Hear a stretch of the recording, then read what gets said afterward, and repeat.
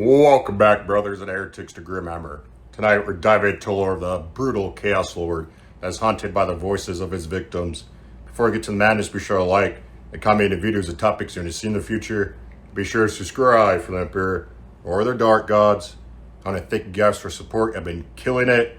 Now, let's get into the video. The astropath had already bitten through his tongue. Blood ran from the corners of his mouth in black ropes, sliding over his shaven chin and dripping upon the iron deck between his knees. His wrists were locked above his head in manacles thick enough to restrain an Ogrin.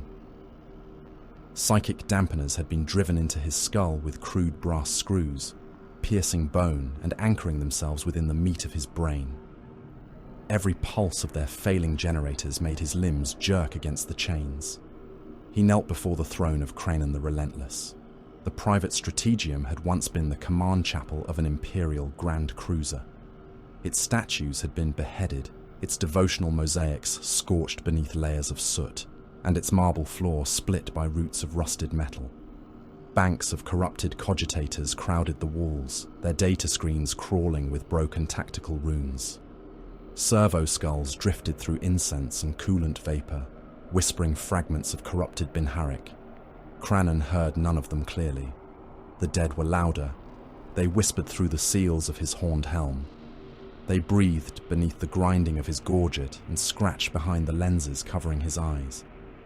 Thousands crowded within the darkness around him, although his auto-senses registered nothing but drifting heat and the trembling astropath.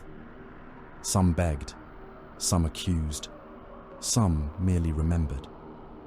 You opened me from throat to pelvis. You burned my regiment inside the Western Redoubt. My legs were beneath the transport when you ordered it forward. I lived for 3 hours after the bombardment. You looked at me. You saw me. You knew.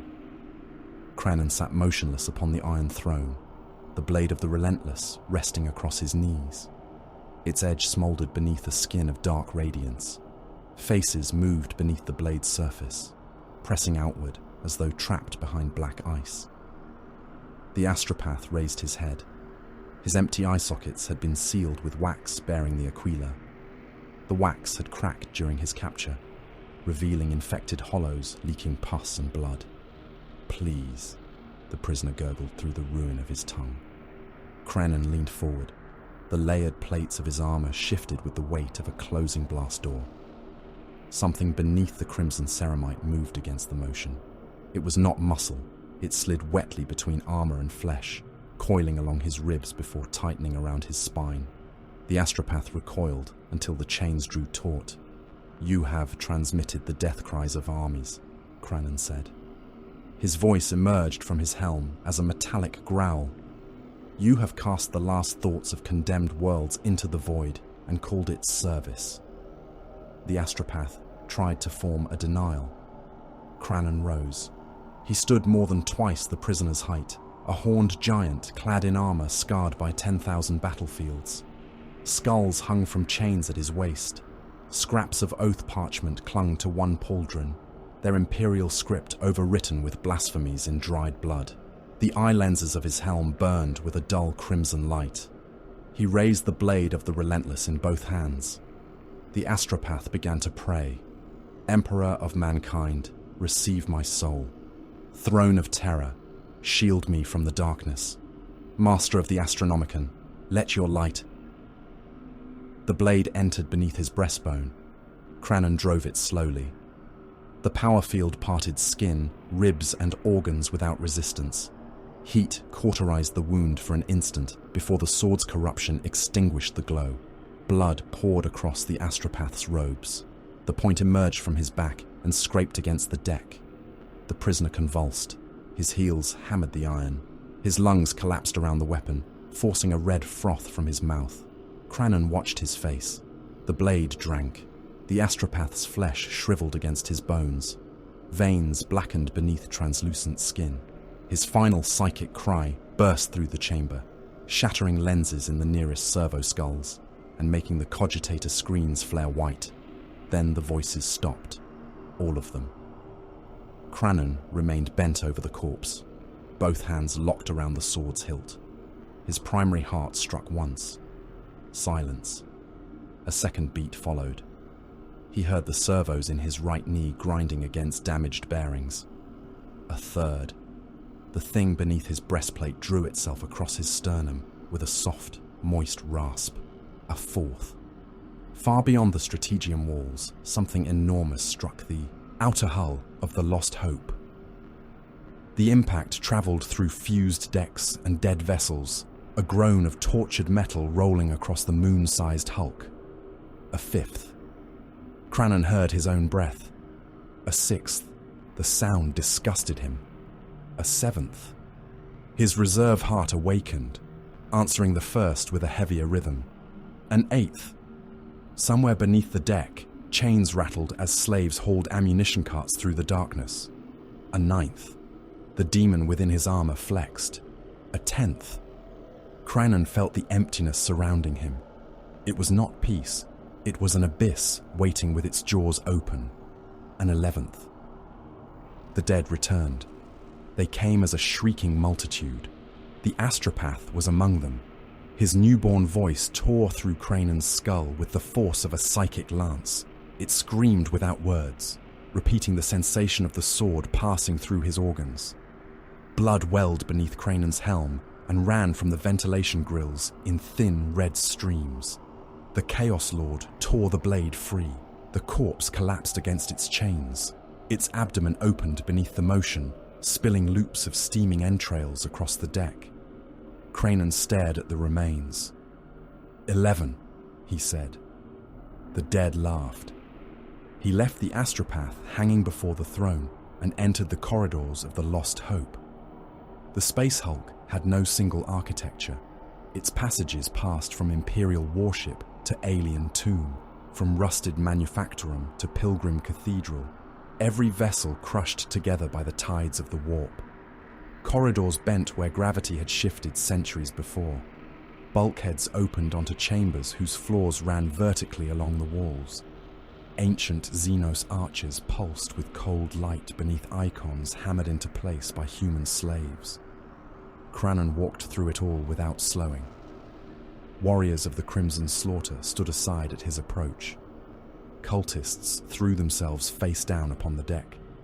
Mutants pressed malformed heads against the walls and whimpered prayers to whichever god they believed wore the horned armor. The Lost Hope contained nations that had never seen a sun. Entire tribes inhabited the flooded holds of a wrecked pilgrim vessel fused deep within the Hulk's core. They hunted pale vermin through drowned chapels and worshipped the vibration of distant plasma drives as the heartbeat of creation. In the industrial caverns below them, millions of slaves fed ore, corpses and scrap metal into demon-haunted furnaces. Men were born beside assembly lines, labored until their hands became claws, and died without learning that anything existed beyond smoke, iron, and pain. Kranon passed a procession of shackled workers, dragging a macro shell through a loading tunnel. The ammunition was larger than a hab block, its brass casing carved with prayers in high Gothic. 3 slaves had fallen beneath the chains. Their bodies were being pulled along the deck, shedding skin and strips of muscle beneath the weight. The overseer bowed. "Lord Kranon, do not stop the line." The overseer lashed the slaves until the shell began moving again. The War Council awaited within the bridge of an ancient battle barge embedded near the Hulk's surface. Its vaulted chamber had been stripped of loyalist honors. Tactical hololiths floated above a circular command dais, projecting a shrine world wreathed in devotional runes. Manon stood beside the image. The sorcerer's crimson plate was covered in symbols that moved when regarded too closely. A hood concealed most of his face, but blue witchlight smoldered within the shadows. His staff was crowned with a human skull, whose teeth clicked in time with whispered incantations. Darathrak Vent waited opposite him, armored in scarred Terminator plate. He bore himself with the rigid control of an executioner awaiting sentence. Okrak, Chief Dark Apostle, stood beneath a standard fashioned from flayed human hides. Trentukus occupied the edge of the dais, cables running from his armor into the deck as he communed with the Hulk's machine spirits. Korvath Dren and several lesser champions watched from below. Manon inclined his head. "My lord, speak." The hololith expanded. Continents appeared beneath cloud cover. Hive complexes burned as points of gold within the planet's night hemisphere. St. Harrod, Manon said. Shrine world. Ecclesiarchal tithe nexus. Population greater than 30 billion. Its manufactoria arm the pilgrimage routes of 7 neighboring systems. Its orbital docks service the warships of 3 crusade fleets. Oakrock's respirator grill split into a smile. A congregation worthy of sacrifice. Manon ignored him. The image descended through layers of crust and ferrocrete until it revealed a vast complex beneath the world's principal cathedral. This was recovered from the memories of the astropathic prisoner. Beneath the Basilica of Final Benediction lies a device known to the priesthood as the Cenotaph Engine. The hololith showed concentric rings surrounding a dark central core. "An Imperial reliquary?" Vent asked. "Older than the Imperium," Manon replied. "The priests built their cathedral around it. They believe it preserves the final thoughts of martyrs. Their records describe voices speaking from within sealed stone, visions of the dead, and periods during which the afflicted are granted absolute silence." The whispers inside Kranon's helm sharpened. "Liar, sorcerer. He will hollow you. He seeks your throne." Manon looked directly at him, as though hearing them. "The engine may draw the haunting from our minds," he continued. "It may imprison the dead. With the correct rites, it may be possible to force the curse into another host." "Possible," Vent repeated. "All sorcery is possibility given form." "All sorcery is deceit given patience," said Trentukas. His voice rasped through several vox emitters at once. "St. Harrod possesses functioning plasma reactors, macro forges, and orbital dockyards. I will not see them reduced to ash for the sake of a witch's promise." Oakrock struck the butt of his accursed Crozius against the deck. "The world must burn. 30 billion skulls raised before the brass throne. Rivers boiled red. Cathedrals remade as charnel houses. That is why the gods have led us there." "No god leads me," Kranon said. The chamber fell silent. Even Oakrock lowered his weapon. Vent gestured toward the cathedral complex. "A surgical assault is the soundest course. Teleport the Chosen beneath the Basilica. Secure the engine. Withdraw before the planetary armies can mobilize." "And abandon the docks?" Trentukus demanded. "We are not scavengers." "We are precisely that. Every warband that survives the Eye is." Oakrock gave a wet chuckle. "Let the machine maggot gather scrap after the faithful have drowned the world in blood." Kranon listened until their voices became another layer within the dead. Then he raised one gauntlet. The hololith changed. "Vent will have his surgical strike," Kranon said, "after the defenders have been blinded and divided." Thousands of red marks appeared across St. Harrod. Our cults have nested within its pilgrim orders for generations. They will rise when we translate. Astropathic choirs will be butchered first. Augur stations will burn. Void shield generators will be sabotaged from within. He closed his fist. Several shrine cities vanished beneath crimson sigils. Oakrock will have his offering. Every district between the outer slums and the Basilica will become an altar. The dead will choke the avenues until Imperial armor cannot advance without crushing its own people beneath its tracks. The world turned. Orbital installations glowed. Trentukas will seize the dockyards, reactors and manufactoria after their garrisons deploy to defend the shrines. Nothing of value is to be destroyed unless denial becomes necessary. Trentukas bowed his horned head. Kranon looked to Vent. "The Imperial commanders will believe themselves assailed across the entire world. They will divide billions of soldiers between 1,000 crises. We will identify the weakest artery, cut it open, and follow the blood to the heart." Vent placed one fist against his breastplate. "It will be done." Korvath Dren stepped forward. The champion's armor was freshly adorned with trophies taken during the sack of an Imperial listening station.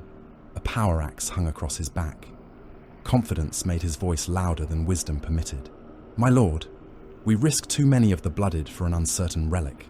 Let the cults drown this world while the fleet claims its docks. Why spend Astartes' lives pursuing the silence of ghosts? No one moved. Kranon descended from the dais.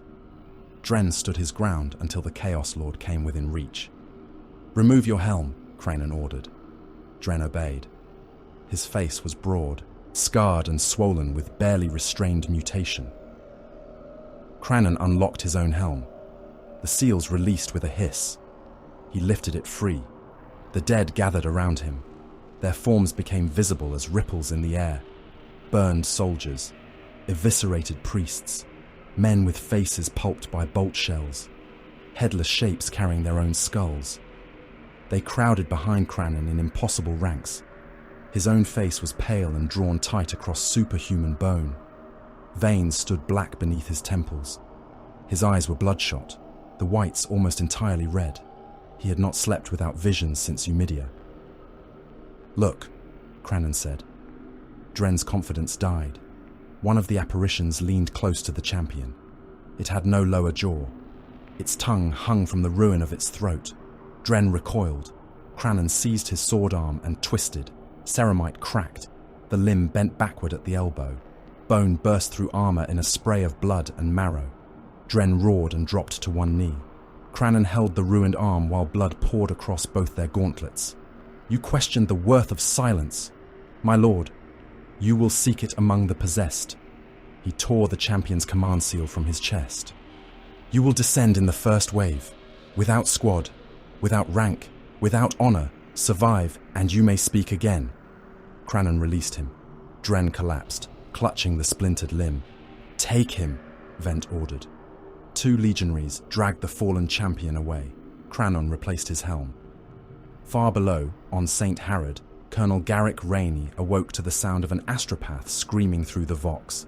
The transmission lasted 6 seconds before dissolving into static. Rane sat alone in the command bunker beneath Pilgrim District Gethsemane. Tactical charts covered the walls. Empty recaf tins stood beside casualty ledgers from riots that had ended months earlier. He had slept in his uniform, boots still laced, bolt pistol within reach. The Vox unit crackled. "Repeat transmission," Rane ordered. His adjutant's voice answered through interference. "Unable, Colonel. Choir chamber reports psychic contamination. 3 astropaths dead, 2 catatonic. What did they receive?" "A name, sir. Perhaps a warning." "Which name?" Static hissed. "Kranon." Rane stared at the district map. Tens of millions inhabited the lowest pilgrimage wards. Workers, penitents and devotees slept packed into hab blocks beneath cathedral spires. If panic began, more would die beneath one another's feet than from enemy fire. He opened a command channel. "Wake every company commander. Combat readiness. Silent mobilization." Planetary Command has issued no alert. "I have." Cardinal Militant Othmar Kale appeared upon the strategium display minutes later, robed in gold and crimson, his shaven head crowned by a halo projector. "This is psychic corruption," Kale declared. "Nothing more." Rani kept his expression empty. "Then readiness costs us only sleep. No enemy approaches St. Harrod unseen. 9,000 saints guard this world. Saints do not crew Hydra batteries." The Cardinal's eyes narrowed. Rane terminated the link before blasphemy became insubordination.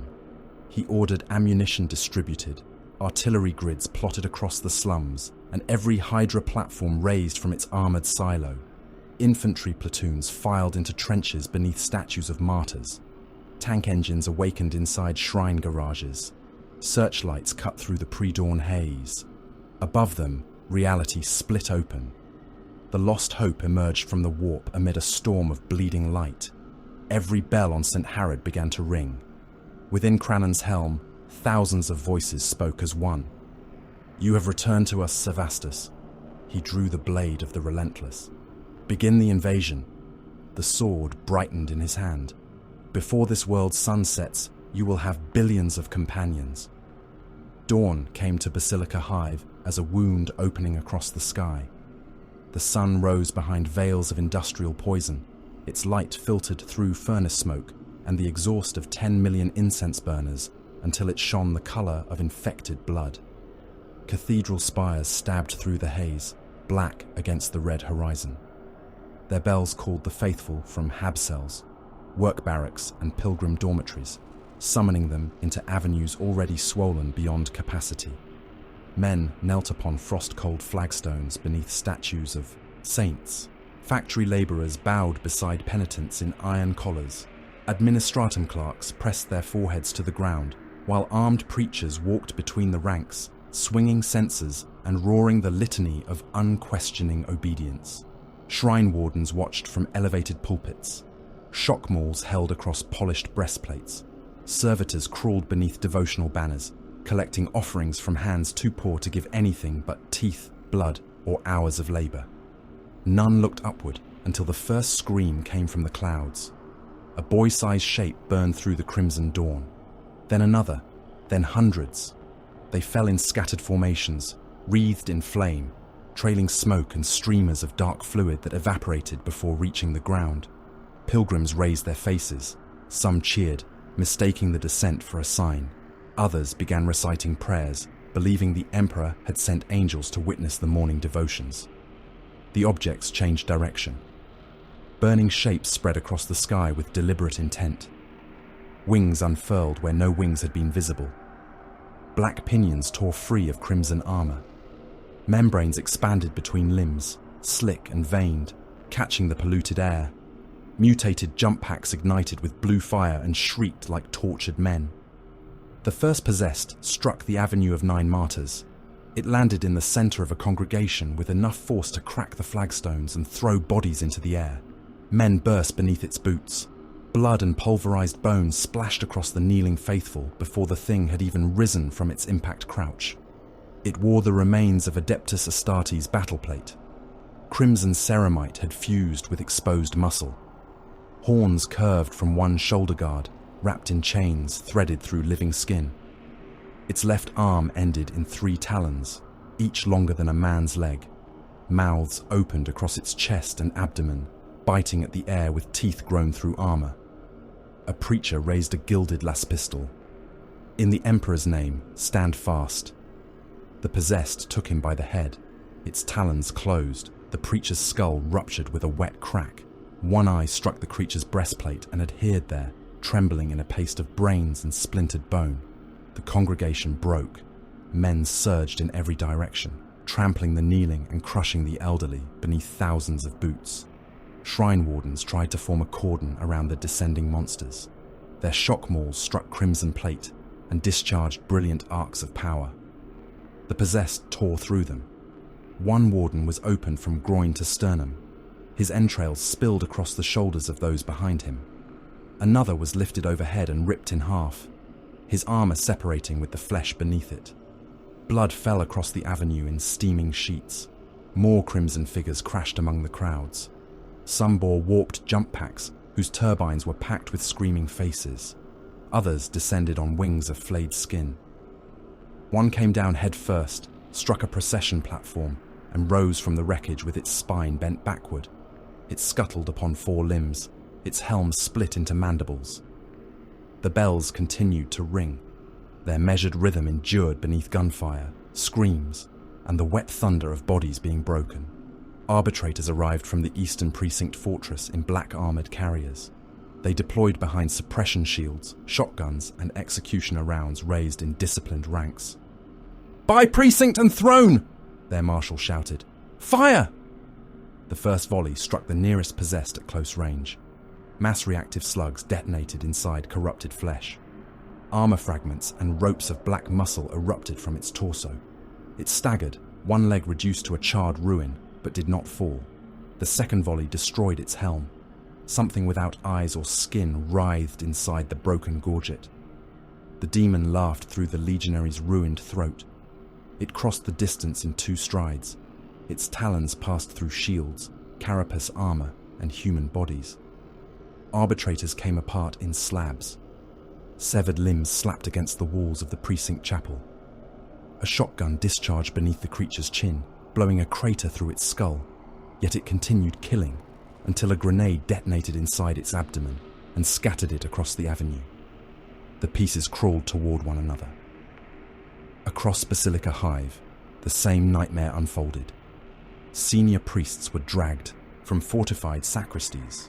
Possessed climbed bell towers with their captives, impaled upon claws or chained behind them. The priests were forced onto the spires while still alive, their bodies driven down across iron finials until sharpened metal emerged through mouths, throats, or shattered sternums. Their blood did not fall. Droplets rose from the streets. Warm beads lifted from severed limbs and opened arteries, drifting upward through smoke as though St. Herod had forgotten the direction of gravity. Crimson rain climbed toward the heavens.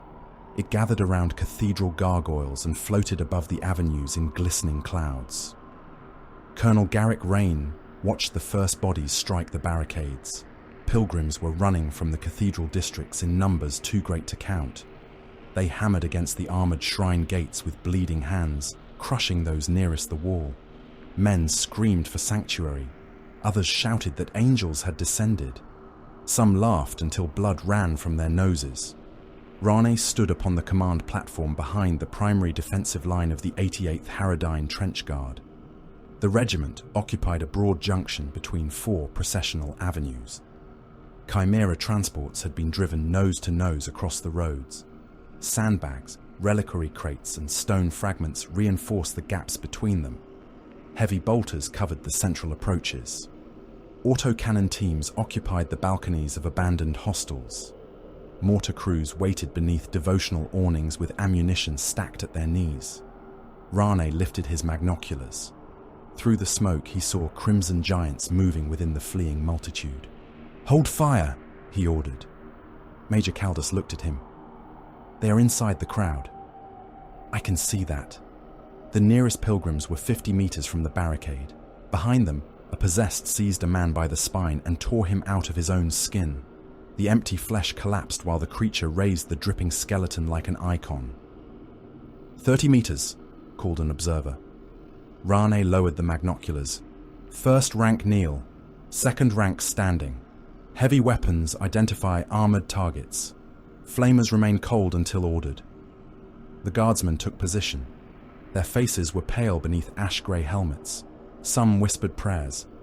Others locked their jaws hard enough to make the muscles twitch. 20 meters. Pilgrims begged them to open the gates. A preacher among the crowd raised an icon of the Aquila.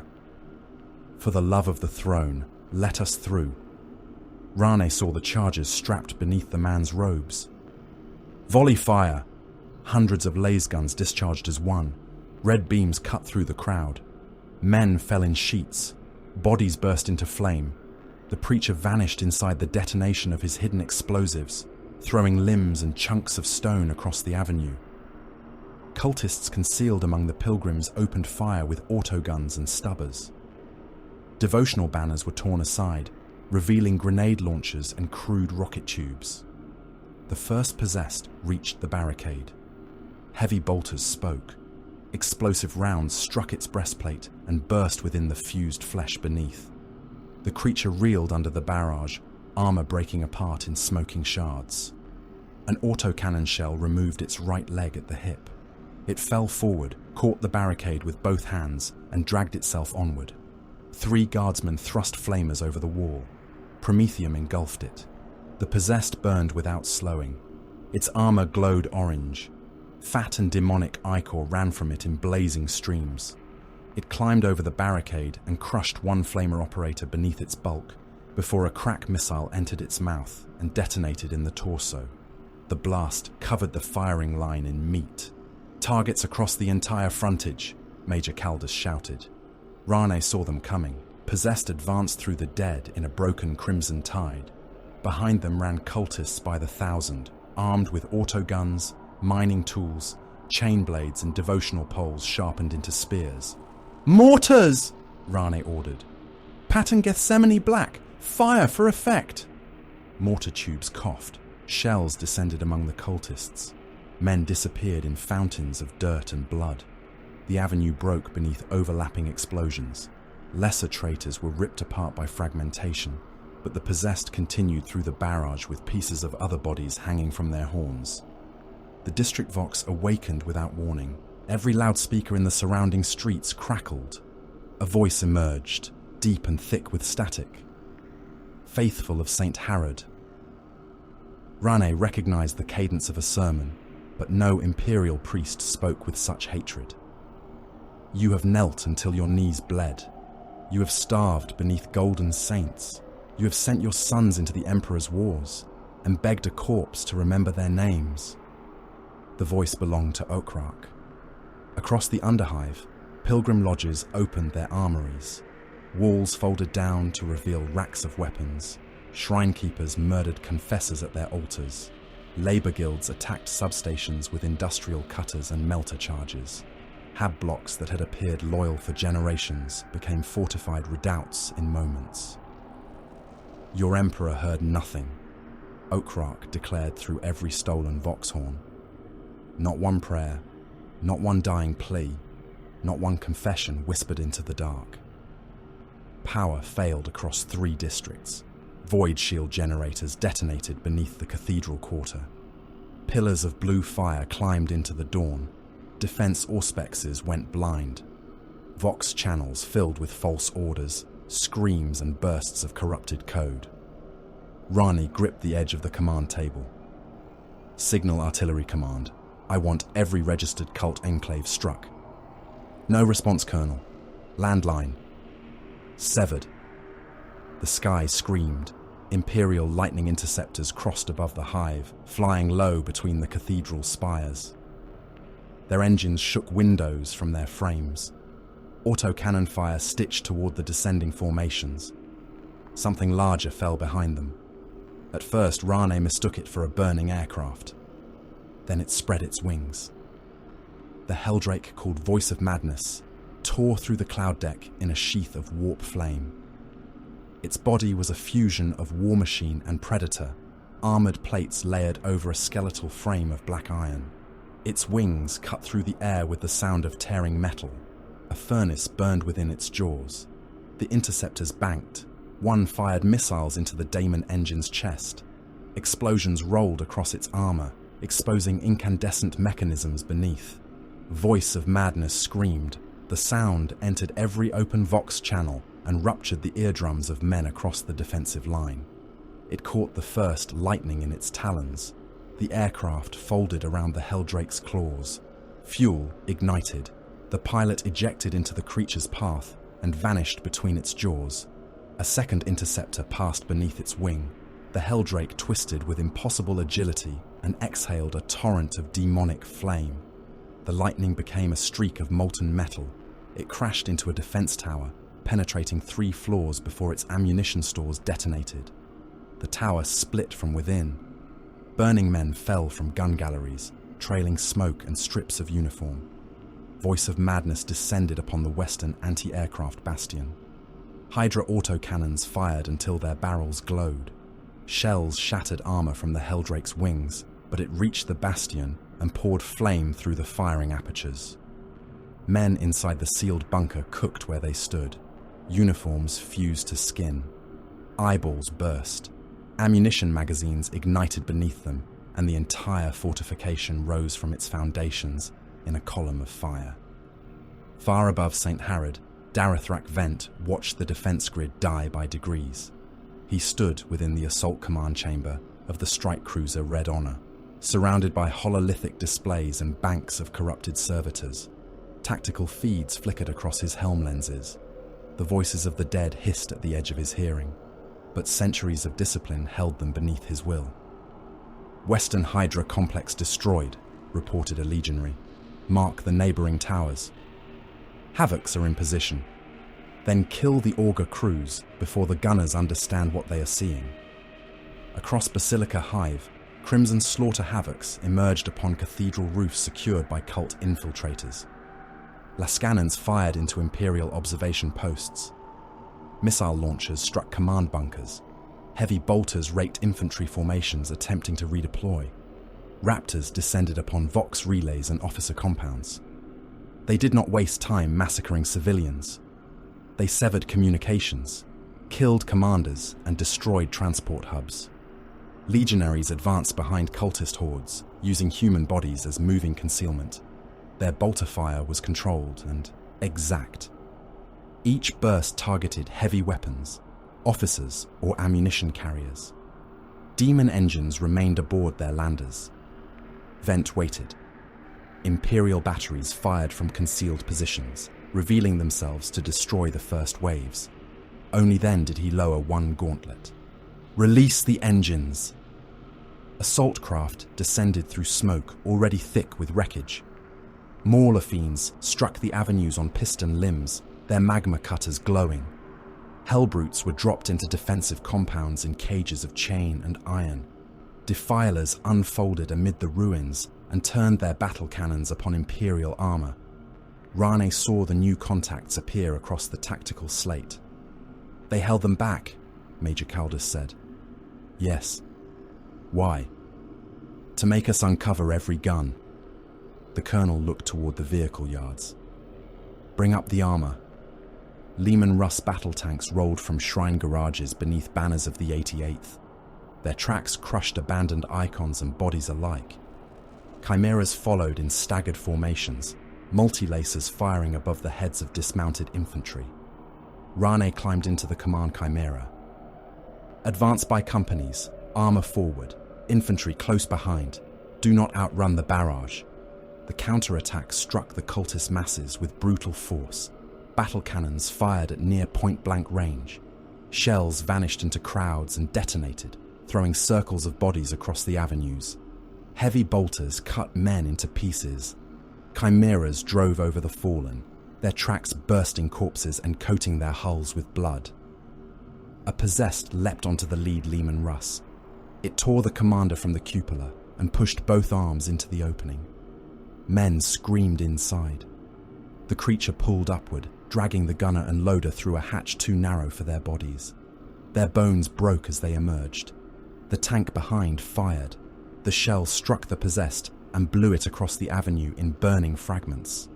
For several minutes, the Imperial advance continued. Then the drainage grills opened beneath the tanks. Crimson Slaughter legionaries rose from the underways, their armor blackened against Auspec's detection. They carried melter guns. "Contact below!" someone screamed over the vox. White fire struck the first tank's belly. Armor became liquid. The crew vanished inside a flash so bright that their shadows burned onto the interior walls. The Lehman Russ stopped moving, black smoke pouring from every hatch. Another melter beam cut through a turret ring. The turret lifted from the hull and landed upside down among the infantry. Burning crewmen crawled from the wreck, their flesh welded to their uniforms. One made 3 meters before his ammunition cooked off and tore him open from within. Tank after tank died. Rane's command chimera lurched as an explosion overturned the vehicle beside it. "Withdraw the armor," he ordered. "They are beneath us." "Reverse by files. Infantry suppress the drains." A Mauler fiend crashed through the smoke and struck a Lehman Russ broadside. Its fists crushed the hull inward. Blood sprayed from the vision ports. The demon engine lifted the tank and hurled it into a chimera packed with guardsmen. Rane looked toward the artillery room. The enemy had reached his own lines. He opened the command channel. "Earthshaker batteries. This is Haradine Actual. Fire mission. Grid Gethsemane 7. Danger close." The artillery officer hesitated. "That grid is occupied by friendly formations. I am aware. Minimum safe distance is not observed. Fire!" Far behind the district, basilisk guns elevated. The earth shook beneath their recoil. Shells crossed the hive in howling arcs. The first struck among Rane's forward companies. The avenue vanished in smoke, pulverized stone, and human remains. Guardsmen, cultists, and possessed were all consumed. A second shell landed close enough to lift Rane's chimera from the ground and slam it down hard enough to break the driver's neck. More shells fell. The 88th died beneath its own guns, but the Chaos advance faltered. Possessed were torn apart. Cultist formations disappeared. A defiler lost 3 legs and toppled into a burning hab block. Rane dragged himself from the chimera. Blood ran from one ear. Around him, surviving guardsmen rose from the wreckage and reformed their firing line without being told. Above the planet, Kranon watched casualty totals climb. Millions were dead. The voices within his helm had weakened. They remained countless, but they seemed farther away, as though the slaughter had driven them down a long corridor. For the first time since entering the system, he could hear his own thoughts without straining. Orbital annihilation would have killed faster. It would also have ended too quickly. St. Harrod was not to be destroyed in a single stroke. It would be opened vein by vein, district by district, until every death purchased another moment of clarity. Kranon stepped into the teleport chamber. Warp lightning crawled across his armor. "Lock upon the Harrodine command position." The chambermaster bowed. "Signal acquired." Kranon drew the blade of the Relentless. Reality tore open inside Rane's defensive line. A corrupted flare erupted among the guardsmen. Men nearest the rupture burst apart, their bodies turned inside out by the translation field. Blood and organs struck the barricades. One soldier remained standing for a heartbeat, with his skeleton visible through translucent flesh before he collapsed. Kranon materialized within the circle of ruin. Smoke rolled from his crimson armor. The blade of the Relentless was already in his hand. The surviving guardsmen raised their weapons. Kranon looked across them. "You have prayed for judgment all your lives," he said. The sword awakened with a hungry scream. "It has answered!" The first guardsman fired before the teleport flare had faded. His lasbolt struck Kranon's breastplate and burst against the crimson ceramite in a flash of ruby light. The second beam struck his gorget. A third scorched one horn of his helm. Then the entire defensive line opened fire. Kranon advanced through it. His armor was not merely protection. It was a fortress carried upon flesh, layered in crimson plate and black iron, sealed by chains threaded through trophy skulls and strips of flayed oath parchment. Demonic growths swelled beneath the ceramite as he moved. Claws flexed from vents along his ribs. A toothless mouth opened within the surface of his left pauldron and inhaled the gun smoke. Lasfire struck him from every direction. Most beams dispersed across ancient armor or scorched shallow wounds through the paint. Those that found weakened joints burned into the flesh beneath. Kranon felt every impact. None mattered. He raised his plasma pistol. The weapon whined as caged heat gathered within its coils. Blue light spilled across his gauntlet and the nearest guardsman. Kranon fired. A sphere of stellar fire crossed the barricade. 3 men vanished inside it. Their armor, weapons, and bodies became incandescent vapor. 2 more staggered away with their uniforms burning and their exposed bones glowing white. One collapsed into a black silhouette that retained human shape for a heartbeat before disintegrating across the flagstones. Kranon reached the firing line. The blade of the Relentless screamed. Its disruption field struck a guardsman's laser gun and sheared through weapon, hands, and breastplate in one motion. The sword entered beneath the man's shoulder and emerged through his opposite hip, dividing him diagonally. Both halves fell apart in opposite directions, steaming organs slipping from the opened cavities. Kranon reversed the cut. The blade passed through a second soldier's carapace cuirass without slowing. Armor split. Ribs burst outward. The man remained standing long enough to look down at the ruin of his chest before Kranon drove one armored boot into him and sent the body tumbling into the men behind. A sergeant thrust a chainsword toward Kranon's throat. The Chaos Lord caught the weapon in his gauntlet.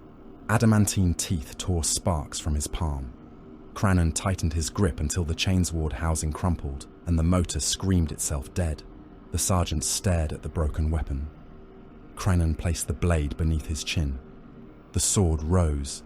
The sergeant's head separated from his body.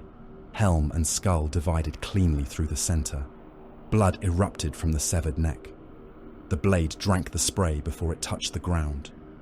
Dark radiance crawled farther along the weapon's edge. Faces moved beneath the metal. They pressed soundlessly against the black surface, mouths stretched in permanent screams. Some were fresh, still wearing the expressions of men who had died seconds before. Others were ancient, their features eroded by centuries trapped within the sword.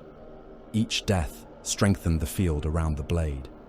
Each soul made the next cut easier. Kranon did not throw himself blindly into the press of men.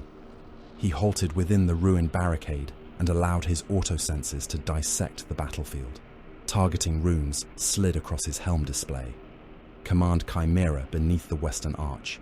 Ammunition carriers reversing into the chapel courtyard. Artillery observers occupying the bell gallery above processional Root Kauth. 3 Lehman Russ formations assembling behind the second defensive belt. He saw the war in layers. The guardsmen before him were not an army. They were tissue covering bones and arteries. Their courage meant nothing once the structure beneath them was broken. Kranon opened the warband's encrypted vox. Vent, blind the Western observers. Acknowledgement clicked through the channel. Havocs, destroy the ammunition carriers. Raptors, sever the route between the armor reserve and the infantry line. Legionaries of the Third Talon, advance behind the pilgrim columns. Bolters answered from the surrounding ruins. High above the avenue, crimson slaughter havocs rose behind the parapets of a desecrated bell tower. Lascanon beams crossed the district and struck the Imperial Observation Gallery. Stone, glass, and men erupted outward in molten fragments. Missiles descended upon the ammunition convoy. The lead Trojan transport vanished in a boiling orange blast. Stacked Earthshaker shells detonated within the vehicles behind it. The explosions traveled through the courtyard one carrier at a time, each detonation throwing burning armor higher than the cathedral roofs. Raptors dropped from the smoke. They landed among Vox operators, drivers, and junior officers, chain blades already turning. Imperial communications dissolved beneath bursts of screams and static. Only then did Kranon continue forward. Colonel Garrick Rain watched the line disappear around him. Men were not retreating.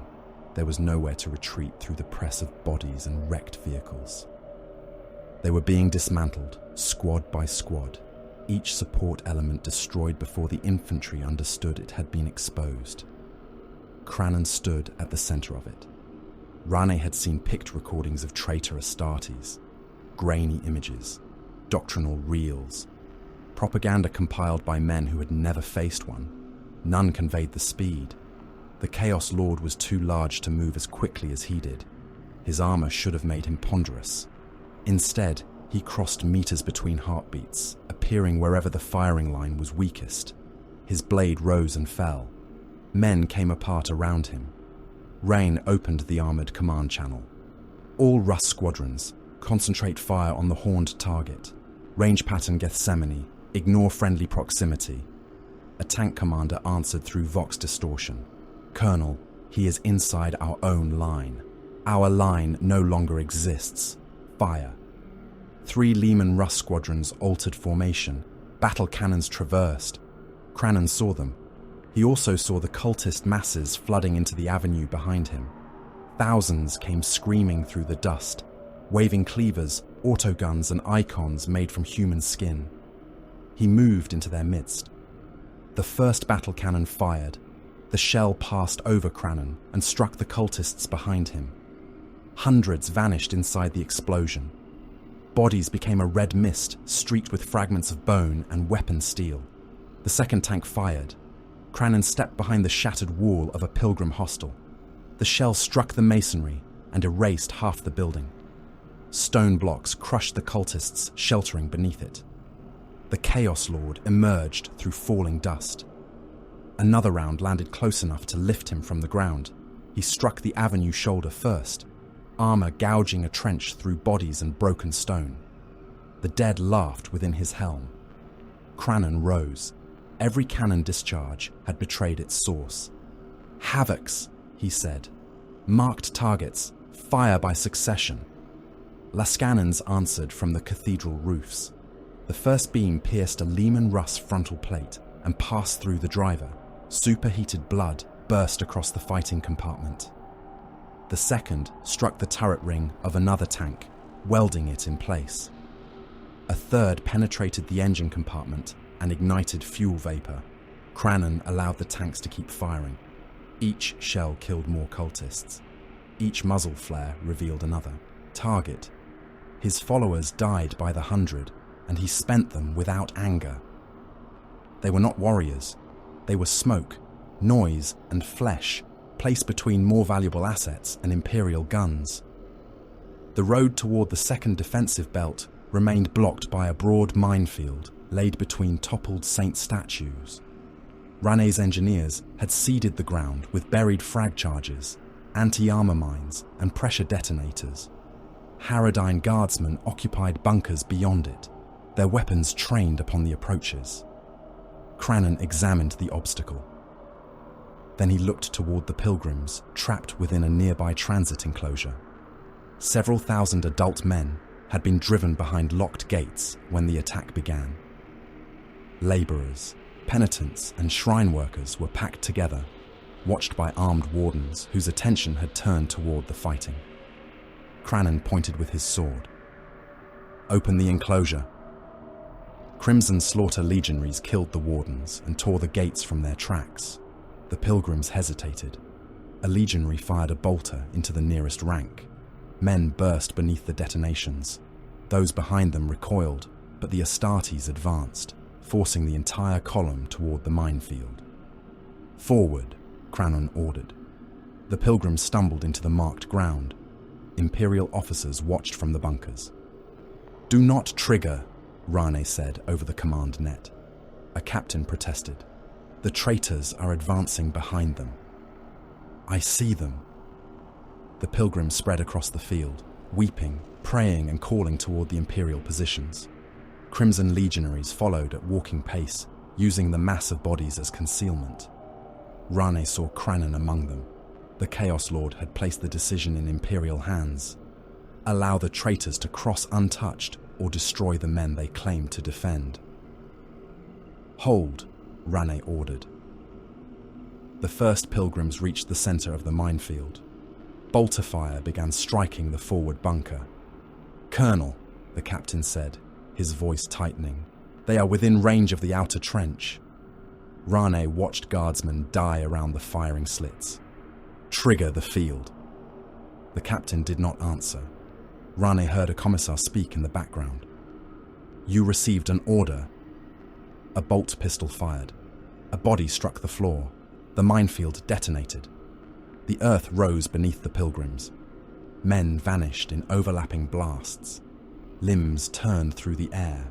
Torsos struck the bunkers and slid down the walls, leaving broad smears of blood. Anti-armor mines flung entire groups upward before fragmentation charges shredded them above the ground. The legionaries advancing behind them were thrown from their feet. Kranon remained upright. Stone and human remains hammered against his armor. A severed head lodged between the horns of his helm before he tore it free and cast it aside. The explosions carved a corridor through the center of the field. Kranon stepped into the smoke. "Advance through the dead." The Crimson Slaughter followed. Something roared from the upper atmosphere. An assault cage descended beneath retro thrusters, its iron frame wrapped in chains. It struck the avenue beyond the minefield and buried itself deep in the road. The restraints broke. Mortis Metallicus emerged. The Hellbrute had once been an honored dreadnought. Now his sarcophagus was buried within a mass of swollen flesh and corrupted armor. Cables entered exposed muscle. Bone horns protruded through crimson plate. His right arm ended in a rotary autocannon. His left bore a power scourge whose metal lashes dragged furrows through the ground. His first autocannon burst struck a damaged Lehman Russ. Shells hammered through the side armor. The tank crew died beneath a storm of fragments before the ammunition magazine exploded and opened the hull like a metal flower. Metallicus howled across the Vox. "Kranon!" His voice was a broken machine roar, layered with a warrior's agony. "You condemned us. You led us from the Emperor's light. You fed our honor to the warp." He turned his autocannon upon another tank. The weapon thundered. "You made us monsters." Kranon continued toward the Imperial line. If you desire death, Metallicus, earn it. The Hellbrute's scourge struck a chimera and wrapped around the hull. Metal coils tightened. Armor collapsed inward, crushing the men inside into a single mass of meat and broken equipment. Kill everything between you and the cathedral, Kranon said. Then I will consider granting your wish. Metallic laughter boomed from the Hellbrute. It charged. The Imperial counterattack arrived before the second defensive belt collapsed.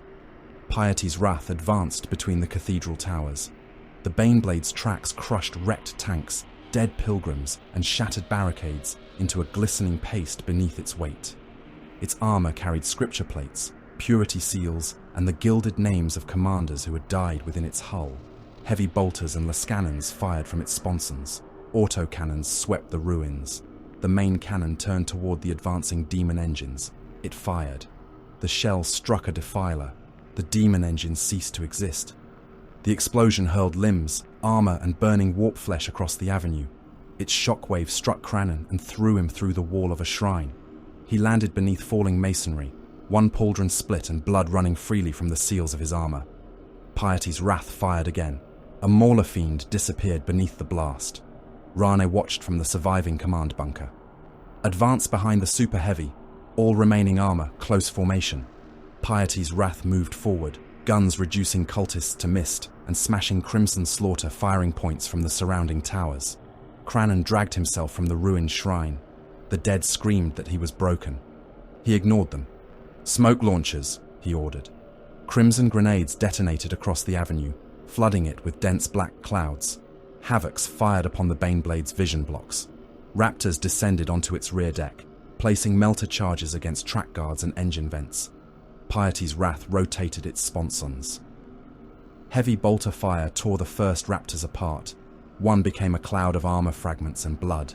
Another fell beneath the tracks and vanished. The melter charges detonated. The Baneblade's left track sagged. Molten links spilled across the road. Legionaries emerged from drainage mouths and fired melter guns into the secondary weapon housings. One lascannon sponson exploded. A heavy bolter mount became a stream of liquid metal. Kranon entered the smoke. He climbed onto the crippled super heavy while it was still moving. Maglocks anchored his boots to the hull. Stubber fire struck his armor. A crewman opened the upper hatch and fired a shotgun into his chest. Kranon seized him by the face and dragged him through the opening. The man's shoulders caught against the rim. Kranon pulled harder. Bones broke. Skin tore. The crewman emerged in pieces. Kranon cut through the hatch with the blade. He descended into Piety's wrath. Bolt rounds ricocheted through the command compartment. One struck his helm and cracked an eye lens. Kranon fired his plasma pistol. The gunner vanished, leaving his shadow burned into the bulkhead behind him. The confined interior became a slaughterhouse. Hydraulic lines ruptured beneath the blade, spraying hot fluid across the crew. A loader swung a spanner. Kranon severed both arms and kicked him into the breach mechanism. The cannon cycled, crushing the screaming man into the machinery. He moved compartment by compartment.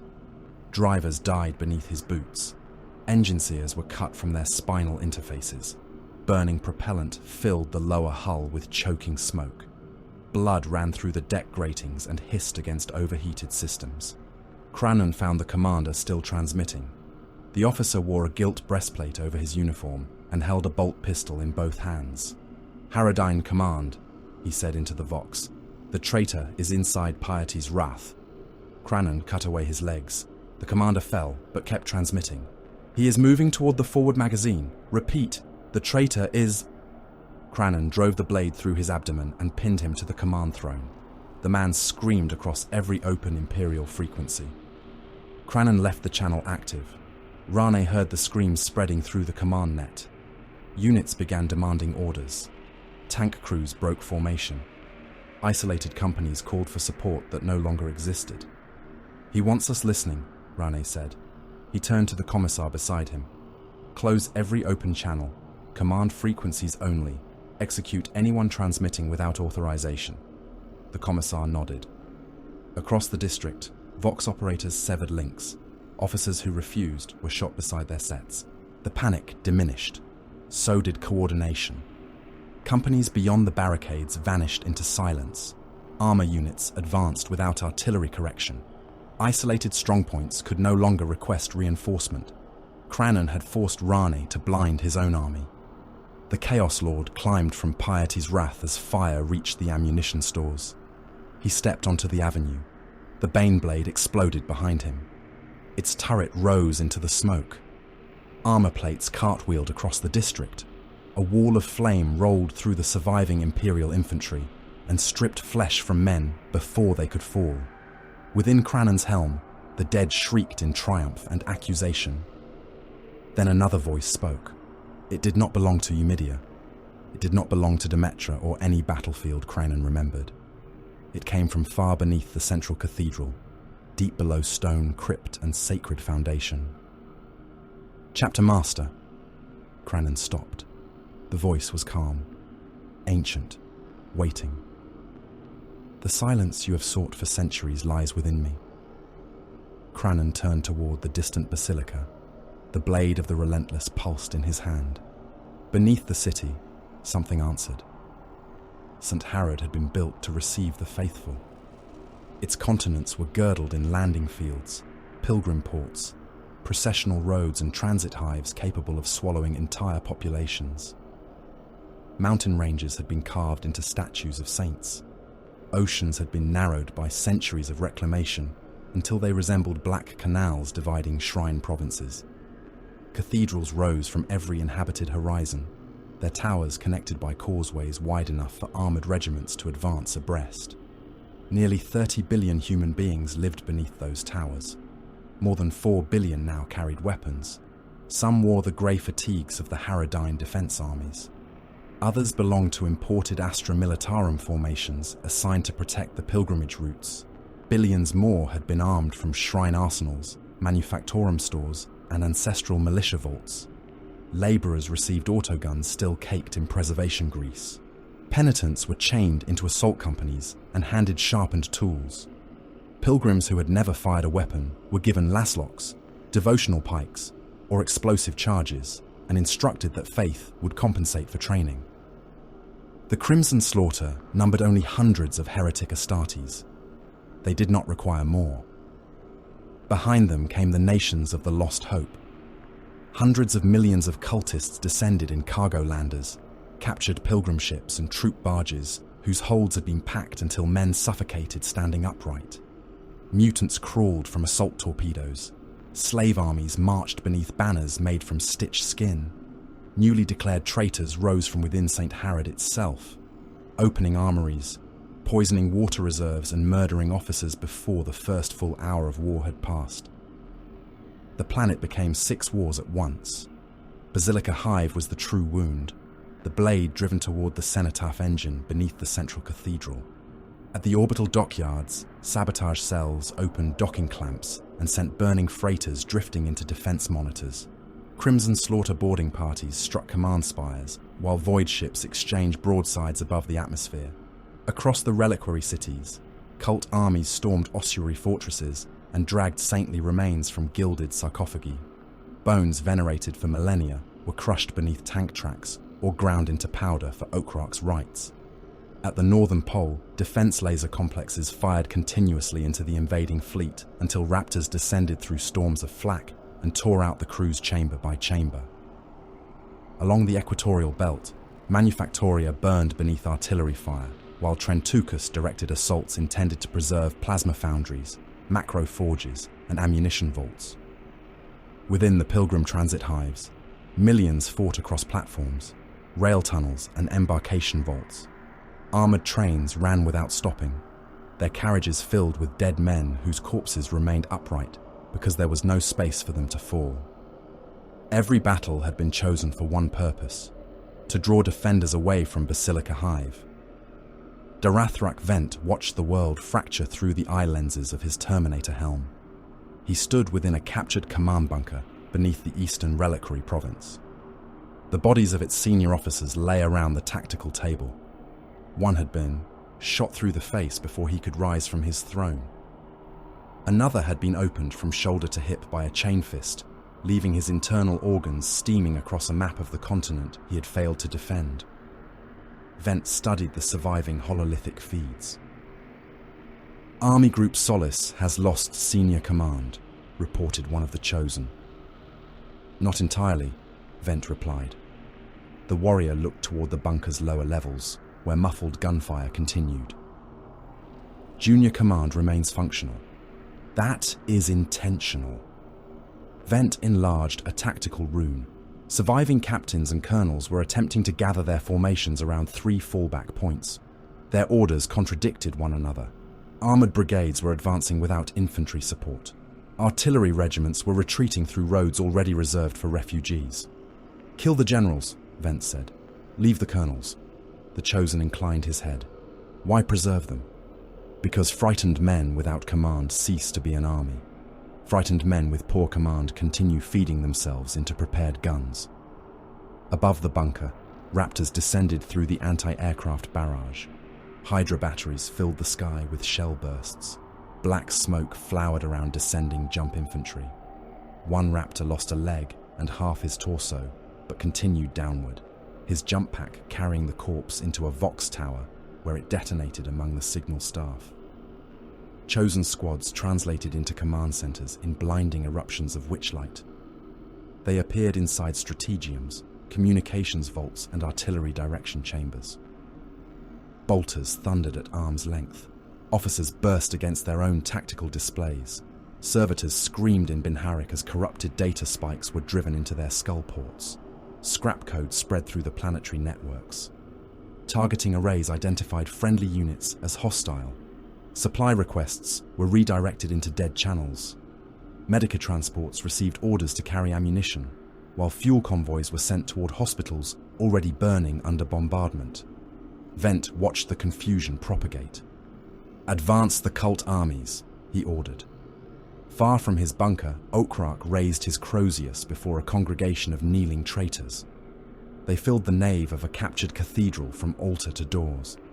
Labourers, pilgrims, failed priests, and men whose eyes had been removed as proof of devotion pressed shoulder to shoulder beneath blood-darkened arches.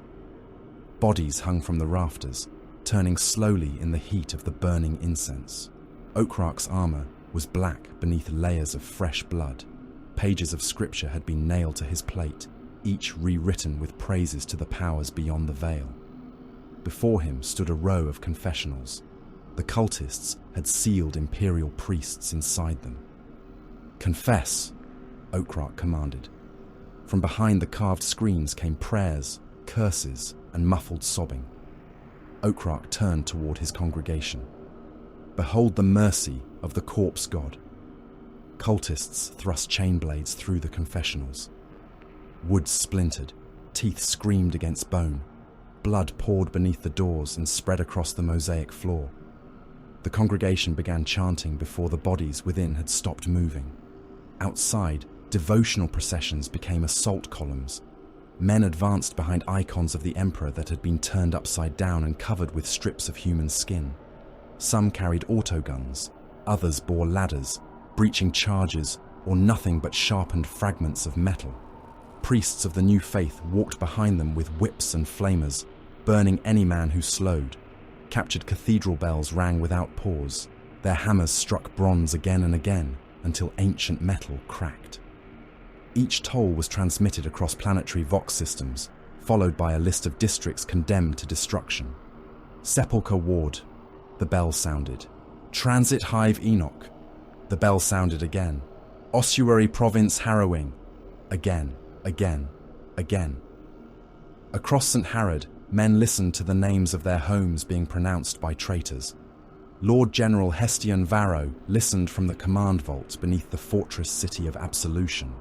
He was old enough to remember wars in which victory had still seemed possible. Now the hololithic planet before him glowed red across every continent. Staff officers crowded the chamber, shouting casualty reports and formation strengths. Servitors bled, coolant from overloaded cranial sockets.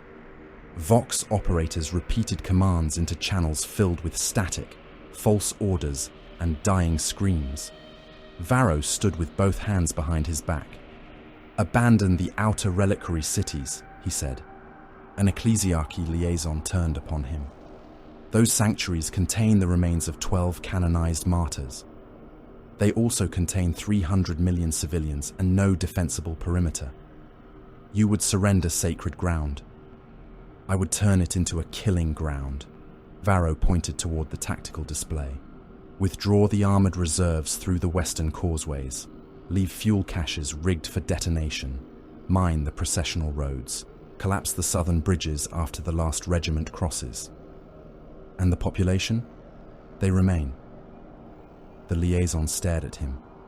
Varro's face did not change. If they flee with the army, they clog the roads and kill the retreat. If they remain, they delay the enemy. You condemn them. I spend them. The words silenced the chamber. Basilisk regiments will establish defense lines behind the ossuary ridges, Varro continued. Manticore batteries will fire upon any formation entering the abandoned cities. Infantry divisions are to dig through the crypt fields and prepare interlocking trenches. Within hours, the sacred cemeteries of St. Harrod became fortifications. Guardsmen smashed open ossuary walls and emptied bones into heaps.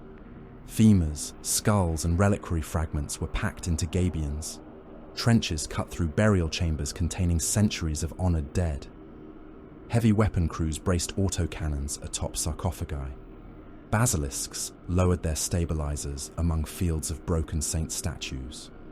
When the cult armies entered the abandoned cities, the horizon flashed white.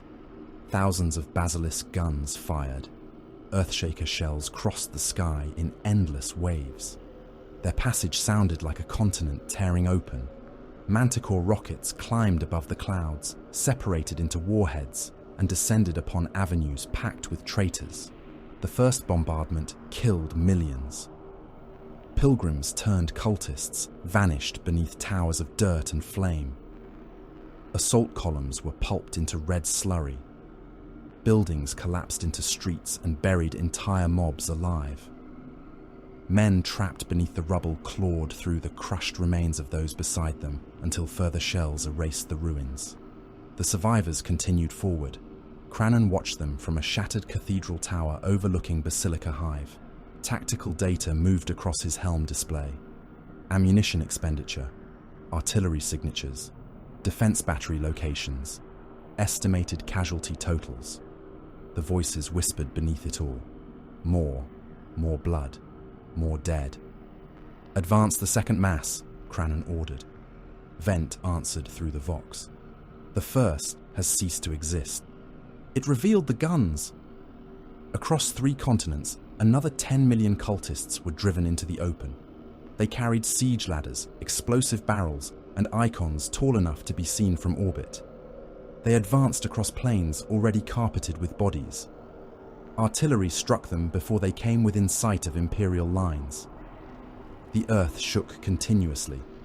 Kranon marked each muzzle signature as it appeared.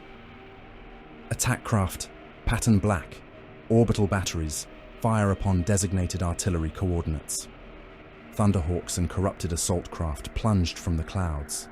Lascanon beams cut through basilisk emplacements. Missiles struck manticore batteries as they reloaded. From orbit, lance fire descended in narrow columns, turning entire artillery parks into glowing craters.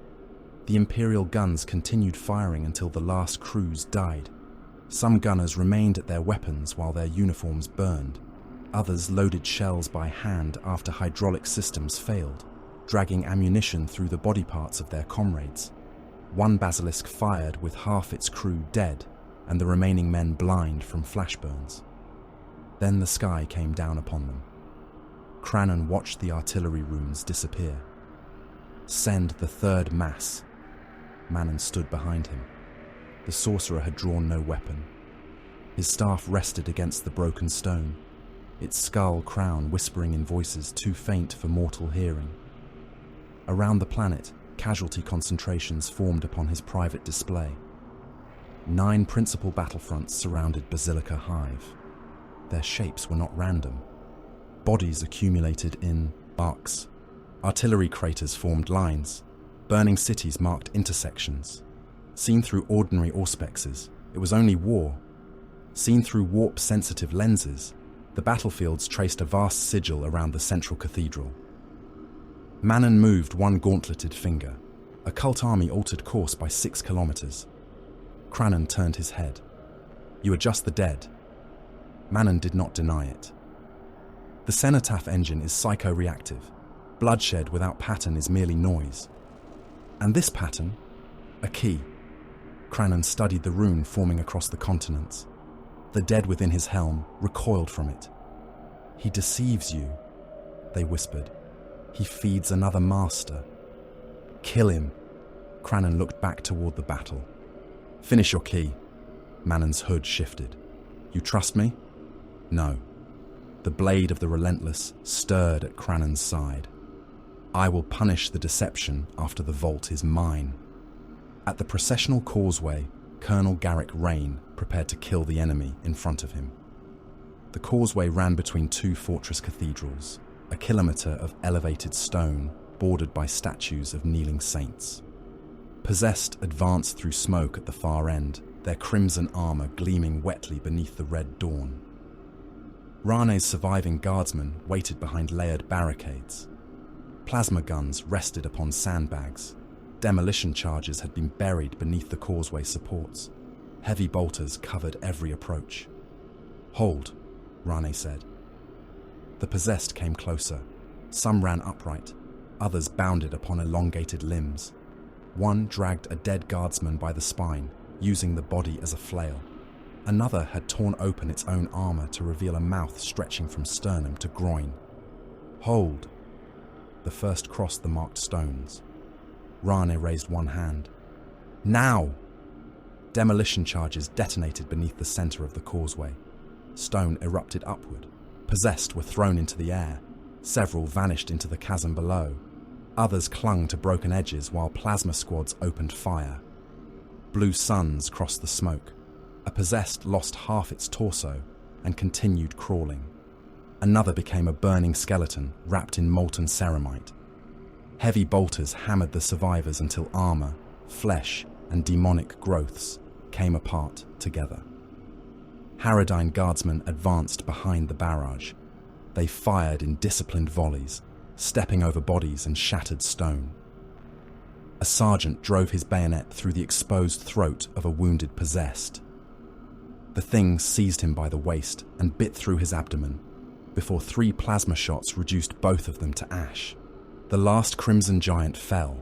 For a moment there was silence. Then the men of the 88th cheered. They struck rifle stocks against stone and shouted the Emperor's name. Some wept. Others embraced blood-covered comrades. Rane allowed it for 3 breaths. His Vox operator approached. Colonel. Rane saw the man's expression. Report. Sepulchre Ward has fallen. So has the Eastern Reliquary Gate. The cheering continued around them. Anything else? Transit Hive Enoch is silent. Command assumes total loss. 3 sectors had fallen during the hour required to win 1 causeway. Rane looked across the dead possessed. Tell the men to recover ammunition. They believe we won. We did. Rane turned toward the smoke rising over Basilica Hive. It simply did not matter. In orbit, Kranon issued the order that sealed the world. Destroy the elevators. Trentukas answered at once. Their counterweights contain recoverable mass. They also contain escape capacity. Orbital elevator cables encircled St. Harrod like silver threads. They connected surface hive cities to anchor stations beyond the atmosphere, carrying pilgrims, cargo, and military reinforcements between planet and void. Crimson slaughter vessels fired upon the upper stations. Lance beams severed the cables. For several seconds, nothing happened. Then the lines began to fall. Thousands of kilometers of armored cable descended through the atmosphere, trailing fire. They cut across hive towers and settlements, slicing buildings open from roof to foundation. Entire districts vanished beneath whipping arcs of metal. Descending counterweights struck the surface with the force of strategic weapons. One impact erased a pilgrim city. Another opened a crater visible from orbit. Shockwaves traveled through. The crust, collapsing tunnels and rupturing plasma conduits, hundreds of kilometers away. Billions were trapped. No evacuation fleet could lift them now.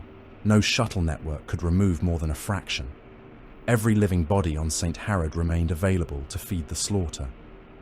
Within the fortress command vault, warning runes suddenly appeared at the edge of the system display. Lord General Varro stared at them. Vox officers began shouting. Translation signatures. Multiple vessels. Imperial codes confirmed. An entire relief fleet emerged from the warp beyond the outer moon. Cruisers formed around troop transports, carrying fresh army groups, armored regiments, and ammunition reserves.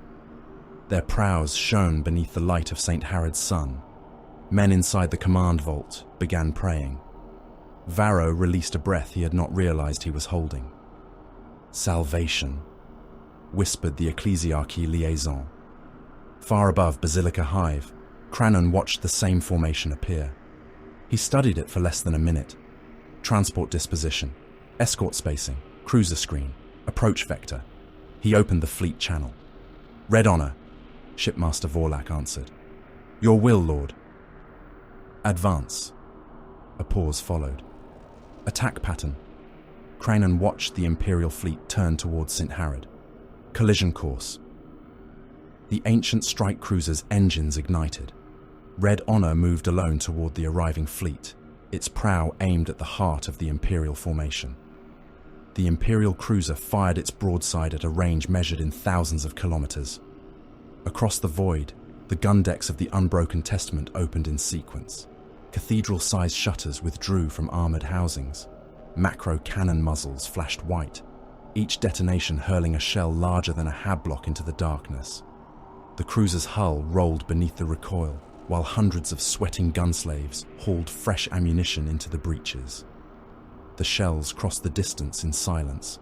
Then they struck the Red Honor. The first impact shattered the strike cruiser's forward armor. Plates thick enough to withstand orbital bombardment broke free and spun away, each fragment large enough to crush a city district. The second shell penetrated 3 decks before detonating inside a slave barracks. Compartments vanished. Men became clouds of blood, bone and torn cloth expanding through corridors, suddenly opened to the void. Emergency bulkheads slammed down too slowly. Atmosphere escaped in a screaming gale. Slaves clawed at ladders, door frames, and one another.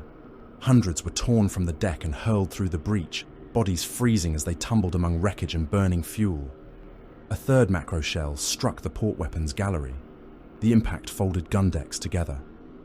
Loader crews were mashed between machinery weighing thousands of tons. A munitions lift ruptured, spilling shells into the compartment below. One crushed 40 men before detonating and opening the cruiser from within. The Red Honor continued forward. Its engines did not reduce thrust. Its prow did not turn. Fire streamed from the wounds in its hull, yet the ancient vessel maintained its collision course toward the center of the Imperial relief fleet. Shipmaster Vorlak stood within the command throne of the bridge, his spine connected to the cruiser through bundles of black cabling. He had not possessed functional legs for 3 centuries. His lower body disappeared into the throne, flesh fused with brass, bone and data conduits. Blood ran from his ears as damage reports filled the air. Port batteries silenced. Forward armor compromised. Slave decks 12 through 19 exposed to vacuum. Primary Auspex resolution declining. Vorlak ignored the screams. Maintain bearing. A horned helmsman turned from his station. Shipmaster, the cruiser is correcting for another broadside. Maintain bearing. We will enter its optimal firing arc. That is where I require us to be. The helmsman bowed and returned to his controls. The Unbroken Testament fired again. More shells struck the Red Honor. The first tore away a line of launch bays. The second destroyed a chapel where cultists had gathered to pray for victory. Their bodies, banners, and idols were expelled into the void together, forming a tumbling procession behind the wounded vessel. Vorlak tasted iron. The cruiser shuddered beneath him like a wounded beast. Transmit our damage state upon open channels, he ordered. A Vox servitor looked up, its jaw replaced by a grill. Truthfully, Lord. No. Vorlak smiled. Tell them our engines are failing. Across the system, the lost hope awakened. the Space Hulk drifted beyond St. Harod's outer moon, appearing upon Imperial augurs as a continent of wreckage wrapped in warp distortion. Its surface was an impossible landscape of fused warships, broken towers, alien hulls and armor plates stolen from 1,000 dead fleets. Chief Warpsmith Trentucus stood within the Hulk's machine sanctum. Cables pierced his armor and entered the walls around him. His consciousness spread through the Lost Hope, entering conduits older than the Imperium, weapon systems whose original crews had become dust, and reactors that remembered suns long since extinguished. He tasted every fracture in the Hulk's metal. He heard the machine spirits whining within their cages. "Wake!" he commanded. Across the surface of the Lost Hope, wreckage moved. Gun towers hidden inside dead cruisers unfolded upon hydraulic limbs. Armored domes split open. Lance batteries rose from the ribs of ancient vessels, their focusing crystals burning with stolen power. The Imperial fleet detected the activation too late. Fire! Lance beams crossed the void. One struck an escort frigate amidships. Its void shields flared blue, failed, and vanished. The beam continued through armor, fuel reserves, and reactor shielding. The frigate broke into two burning halves, both still firing as they drifted apart. Another lance cut across the prow of a destroyer. Metal glowed white. Crew decks opened to space. The ship's bridge disappeared, leaving the vessel accelerating without command until it collided with its own formation. From hollow warships embedded in the Hulk's surface, boarding torpedoes launched in their hundreds. Some were Imperial designs corrupted beyond recognition. Others had been fashioned from the armored spines of alien vessels. Their engines burned red as they drove toward the relief fleet through defensive fire. Point defense guns filled the void with tracer rounds. Torpedoes burst apart. Armored shells spun away. Bodies of legionaries and cult boarders drifted among fragments of iron. Enough survived. The Hellbound and Deathbringer emerged from behind the Lost Hope, engines burning hard. Their launch bays opened and disgorged assault craft into the rear of the Imperial formation. Thunderhawks, Dreadclaws, and captured Navy bombers descended upon troop transports and cruisers already turning to face the Space Hulk. The boarding parties did not attempt conquest. They attacked organs. Crimson Slaughter Legionaries breached Engineerium decks and killed the tech priests maintaining plasma containment. Cultists entered ammunition vaults carrying melter charges chained to their bodies. Raptors cut through navigator sanctums, tearing psychic attendants from their stations before butchering the navigators themselves. Aboard the Imperial cruiser St. Aspera, a squad of Chosen reached the navigator's tower. The door was guarded by void-armored stormtroopers. Hellguns opened fire. Concentrated beams scorched armor and burned through joints. One Chosen fell, his helmet splitting beneath sustained fire. The others crossed the chamber beneath the barrage. Bolters thundered. Stormtroopers burst apart against silver walls. A lieutenant lost both legs and continued firing from the floor until a chain axe entered his chest and sprayed his organs across the sealed doors. The Chosen breached the sanctum. The navigator waited within a pool of amniotic fluid, his third eye covered by a gilded band. "You will not take this ship," he said. The champion leading the Chosen removed his helm. "We have no desire to." He fired into the navigator's skull. The third eye opened as the head came apart.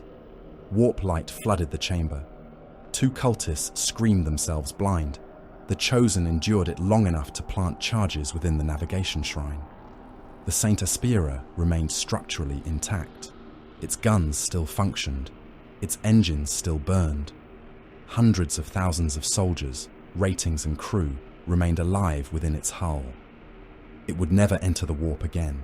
The cruiser was trapped in a dying system with no navigator, no sanctum, and no means of escape. The Imperial fleet turned inward, trying to protect its transports. That was when the Red Honor began to die. Its engine output fell. Vox emissions became desperate. Fires spread through the strike cruiser's wounded flank. Defensive guns fell silent one by one. The troop carrier, mercy of his hand, altered course to avoid the crippled vessel. Vorlak watched the movement upon his tactical display. Now! The Red Honor's engines returned to full power. Reactor output surged past every permitted limit. Warning runes filled the bridge. Conduits burst. Crewmen burned within their stations as electrical arcs crossed the chamber.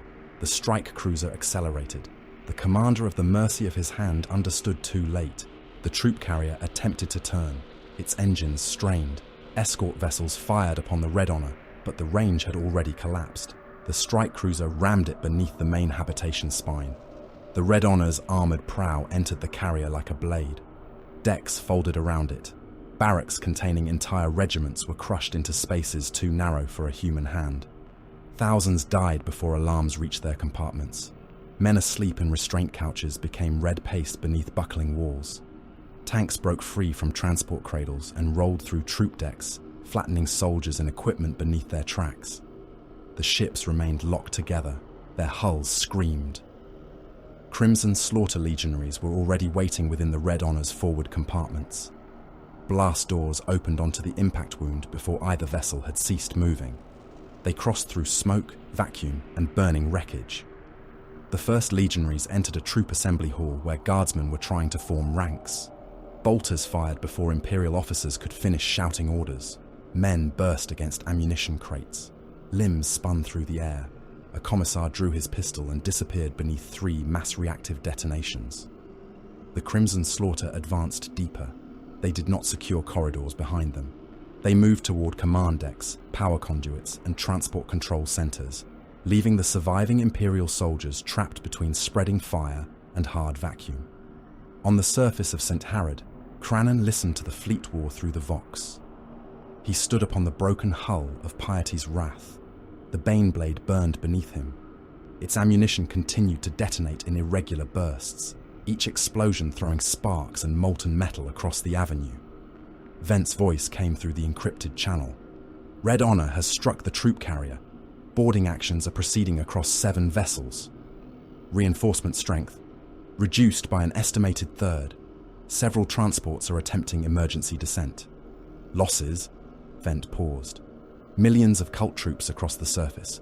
More than 60,000 crew aboard Red Honor and the boarding vessels.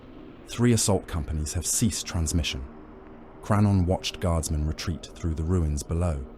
Has the reinforcement schedule been broken? Yes. Then the losses are acceptable. Vent said nothing. Kranon closed the channel. The dead whispered around him. They died for you. They believed in you. You spend them as you spent us. Kranon stepped down from the Baneblade's hull. Loyalty was ammunition. Faith was ammunition. Flesh was ammunition. Only fools mourned a weapon after it had discharged. Above the world, surviving Imperial transports began emergency descent. Their captains abandoned formation and drove for the atmosphere before the Crimson Slaughter could close upon them. Troop ships descended without proper landing clearance, escort, or coordination. St. Harrod's planetary command transmitted emergency field coordinates. Those coordinates were already compromised. The first transports descended toward landing grounds outside Basilica Hive. Captured defense lasers fired from the mountains. Beams powerful enough to wound void ships struck the transports as they entered the upper atmosphere. One vessel lost its prow and continued descending, its exposed decks glowing beneath the friction of entry. Thousands of men were torn from the breach and burned like sparks against the red sky. A second transport broke apart when a defense laser passed through its reactor compartment. Its remains spread across 300 kilometers. Troop modules, tanks, bodies, and flaming machinery rained upon the shrine provinces below. Other vessels reached the ground. One landed inside a field controlled by cultists who still transmitted valid Imperial codes. Its ramps lowered to reveal rank upon rank of guardsmen. Autocannons hidden inside pilgrim monuments opened fire. The first companies died within the transport. Survivors pushed over their bodies and charged into minefields prepared around the landing zone. Cultists attacked from trenches, chapels, and supply depots that had been marked as secure. Another carrier descended upon an abandoned industrial basin. Its landing struts struck the earth. The ground collapsed. Trentucus had ordered the reservoirs beneath the basin ruptured hours earlier. The carrier sank through ferrocrete into a subterranean sea. Its hull split under its own weight. Water poured into troop decks, fuel vaults, and armor holds. Soldiers drowned inside sealed compartments, while officers ordered them to remain calm. Tanks slid from their cradles and crushed men against bulkheads. Electrical systems failed. Emergency lumens died. In the darkness, thousands fought one another for access to hatches that opened only onto deeper water. Kranon studied the falling ships. "Mark the crippled vessels," he ordered. Trentukas answered from the Lost Hope. "For salvage? For descent?" The warpsmith understood. Crimson slaughter ships fired grapnels and tractor arrays into vessels left without engines or command. Wrecks were dragged towards St. Harrod and released into decaying orbits. Gravity took them. The dead ships began to fall. Some entered the atmosphere whole, their void shields flickering as heat wrapped them in fire. Others broke apart, scattering armor plates, weapon towers, and kilometers of hull across the sky. Escape capsules launched from the doomed vessels. Many struck debris. Others burned during descent. A few survived long enough to deploy parachutes before falling warship fragments erased them. The sky above Basilica Hive became a burning graveyard. Colonel Garrick Ryan stood within a defensive tunnel beneath the processional causeway. Dust fell from the ceiling with every impact. Medicaid teams worked among rows of wounded guardsmen, laid shoulder to shoulder upon the floor. There was no room to separate the dying from those who might survive. A trooper nearby had lost his lower jaw. He attempted to pray through a ruin of teeth and exposed tongue. Blood filled his throat. A Medicaid orderly pushed him onto his side and moved to the next man. Rane watched the sky through a cracked Auspex screen. One of the descending transports carried the markings of an armored army group. Its hull had split from stern to midships. Through the opening, he could see vehicles still chained inside the cargo decks. Thousands of Lehman Russ tanks, basilisks, chimeras, fuelers, and recovery vehicles. The transport crossed above Basilica Hive, trailing flame. Its structure failed. The armor fell. Tanks tumbled from the sky, many still attached to cargo gantries. Some struck towers and passed through them floor by floor. Others landed among the outer defenses, their hulls flattening bunkers before ammunition detonated within them. One Lehman Russ hit the causeway turret first. Its battle cannon penetrated the stone like a spear. The tank's hull followed and vanished into the structure. The next impact struck beneath Rani's position. The tunnel heaved. Walls split. Ceiling slabs fell upon the wounded. Men disappeared beneath ferrocrete. One Medicaid orderly was cut in half by a collapsing support beam, his torso remaining upright for several seconds before sliding apart and spilling organs across the patients he had been treating. "Move!" Rani shouted. "Clear the western passage!" Another impact struck. The floor rose beneath him. The tunnel collapsed. Rane was hurled into darkness as mountains of stone buried Imperial and traitor formations alike. Across Basilica Hive, the falling armored regiment created a rolling earthquake. Streets split open.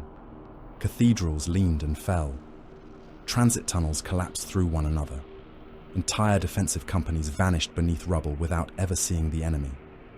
Kranon remained standing as the city convulsed. A burning tank struck the avenue behind him and exploded. The blast became jungle heat. For one heartbeat, he no longer stood upon St. Harrod. Umidia surrounded him. Rain fell through steaming green darkness. Settlements burned beyond the trees. Men screamed beneath the disciplined thunder of bolter fire. The Crimson Sabers advanced through the jungle in perfect formation. Their armor was clean. Their heraldry remained uncorrupted. Imperial eagles adorned their breastplates. Purity seals moved in the wet wind. They killed with the measured precision of loyal Adeptus Astartes, carrying out an authorized purge. Kranon saw himself at their head, chapter master, Imperator blade in hand. A settlement burned before him. Bodies lay across the mud, some armed, many not. The Crimson Sabers moved from structure to structure, firing into cellars, shelters, and medical chambers. An Imperial officer stood among the dead. Kranon remembered killing him.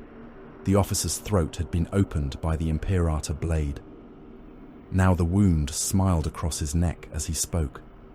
Chaos did not teach you cruelty. Blood poured between his words. It only freed you from the need to justify it. The jungle vanished. Kranon stood again beneath the burning sky of St. Harrod. The voice from beneath the basilica spoke through the foundations. "I am not a prison, chapter master." Its words entered him through bone. "I am a mouth. Through me, the dead are given voice." Kranon turned toward the central cathedral. Its spires rose beyond smoke, fire, and upward falling blood. "Mouths can be sewn shut," he said. He opened the command channel to every surviving Crimson Slaughter formation. "Abandon secondary objectives. Converge upon Basilica Hive." Vent answered first. "All formations. All that remain." Across continents, Crimson warriors turned toward the heart of St. Harrod. Kranon raised the blade of the Relentless. "Bring me the cathedral." The Basilica of Final Benediction rose from the center of St. Harrod like a mountain raised in defiance of the sky. 9 concentric districts surrounded it. Each had been built during a different age of imperial devotion, and each reflected the cruelty of the century that had raised it. The outermost ring was a continent of processional highways and pilgrim dormitories. Beyond it stood cathedral blocks whose flying buttresses had been reinforced into artillery platforms. Closer to the basilica were fortress monasteries, reliquary keeps, and ossuary towers faced in black stone, their walls packed with the bones of men who had crossed half the galaxy to die within sight of the holy spires. Armored divisions could advance abreast along the greater avenues. Many already had. Their wrecks now formed barricades. Cardinal militant Othmar Kale had transformed every place of worship into a redoubt. Statues concealed heavy bolters. Bell towers housed Hydra batteries. Communion vaults held fuel drums and lasgun charge packs. Ancient crypts, once reserved for the remains of noble pilgrims, had been emptied and filled with artillery shells. The basilica's priests called it consecration through necessity. The soldiers called it preparing the grave. Millions of men occupied the defensive belts. Frateris militia knelt beneath tattered banners, gripping autoguns and devotional pikes. Shrine guards stood in disciplined cohorts around the cathedral gates. Harrodine defense troops crowded the parapets beside Astra Militarum regiments drawn from every surviving front. Priests walked among them while shells fell. "Brothers of the throne!" one preacher roared from the roof of a shattered mausoleum, his voice amplified through a brass vox horn. "The gates of damnation stand before you. The faithless come wearing the stolen shape of angels. Let them learn that mortal blood may become a wall no demon can cross." A crimson slaughter shell struck the mausoleum. The roof vanished. The preacher and the men around him became fragments raining across the courtyard. His vox horn landed among the defenders and continued broadcasting the last word of his sermon as a broken mechanical howl. Another priest climbed onto the wreckage. "Absolution is granted to every man who dies facing the foe." The militia cheered. Behind them, commissars checked their pistols. Confessors moved along the reserve trenches, blessing assault companies selected for counterattack. Each man received ash upon the brow, a mouthful of consecrated water and a detonator wired to charges strapped beneath his armor. Those who wept were embraced. Those who refused were shot before the others. The Crimson Slaughter began the siege without ceremony. Vindicators advanced through the ruins beyond the outer ring. Their siege shields pushed bodies, masonry, and wrecked vehicles into grinding waves before them. Demolisher cannons fired at ranges so close that the recoil split stone beneath their tracks. The first shell struck the Gate of Martyrs. Adamantine doors buckled inward. The second shell cracked the supporting arch. The third penetrated and detonated among the defenders massed behind it. Men disappeared in a chamber of white fire. The gate vomited armor, blood and stone into the courtyard. Captured basilisks fired from the lower districts. Their crews had been replaced with slaves chained to the loading mechanisms. Overseers whipped them between salvos. When one crew slowed, a Crimson Slaughter legionary killed the loaders and ordered the next shackled team forward over their bodies. Havocs occupied cathedral roofs overlooking the defensive rings. Lascannons stabbed into weapon emplacements. Heavy bolter fire swept parapets clean. Missile launchers struck ammunition vaults and transformed chapels into furnaces, packed with burning men. The Imperial guns answered. Earthshaker rounds landed among the advancing cult armies. Bodies filled the air. Whole assault columns vanished beneath explosions that left only red mud and pieces of devotional icons. Kranon watched from the broken transept of a captured cathedral. The siege unfolded across his helm display in layers of movement and death. Cultists struck the breaches first. Mutants followed where the defenders had exhausted their flamers. Demon engines advanced only after hidden anti-armor weapons revealed themselves. Nothing was wasted except life. Life was plentiful. "Send the next wave," Kranon ordered. Thousands of cultists surged toward the Gate of Martyrs carrying satchel charges, mining explosives, and barrels of promethium. The breach before them was already clogged with bodies. They climbed over the dead, slipped in opened entrails, and disappeared beneath disciplined lasfire. The men behind them continued pushing. A cultist reached the fractured gate with a demolition charge chained to his chest. A shrine guard shot him through the throat. He fell, detonator still clenched in one hand. Another cultist crawled through the bodies, took the dead man's fist and closed it around the trigger. The explosion consumed them both. The remaining gate collapsed. Morlophines entered through the dust. They crawled over the mound of dead on piston limbs, magma cutters burning through barricades and men together. One seized a Lehman Russ by its frontal armor and drove the tank backward into the defenders. The vehicle's tracks crushed guardsmen against the courtyard wall until its ammunition ignited. Possessed followed. The outer defensive belt broke. What remained of the battle narrowed into chambers, stairwells, and crypt passages where armies could no longer maneuver. Bolters thundered through reliquary halls. Mass reactive shells struck men and detonated inside them. Bodies burst against walls of saintly bone. Blood sprayed across polished skulls arranged in devotional spirals. Chainswords screamed within the crypts. Crimson Slaughter legionaries forced their way through shrine guards armed with power mauls and combat shotguns. Teeth bit through breastplates, ribs and spines. Fragments of armor mixed with pieces of flesh until the floors became a paste that clogged the chain housings. Flamers washed through burial chambers. Defenders sheltered behind stone sarcophagi. Promethium rolled over them, clung to uniforms and entered open mouths. Men burned while pressed against the remains of saints whose intercession never came. Neither army honored the dead beneath its feet. Imperial soldiers overturned reliquaries to form firing steps. Cultists used leg bones as clubs when their ammunition failed. A Crimson Slaughter warrior tore the gilded lid from a martyr's tomb and drove it through a squad of militia like a shield. The dead had waited centuries for resurrection. They received only desecration. Darathrak Vent led the assault into the Basilica's command chapel. Teleportation light filled the nave. The Chosen appeared inside a circle of ruptured shrine guards.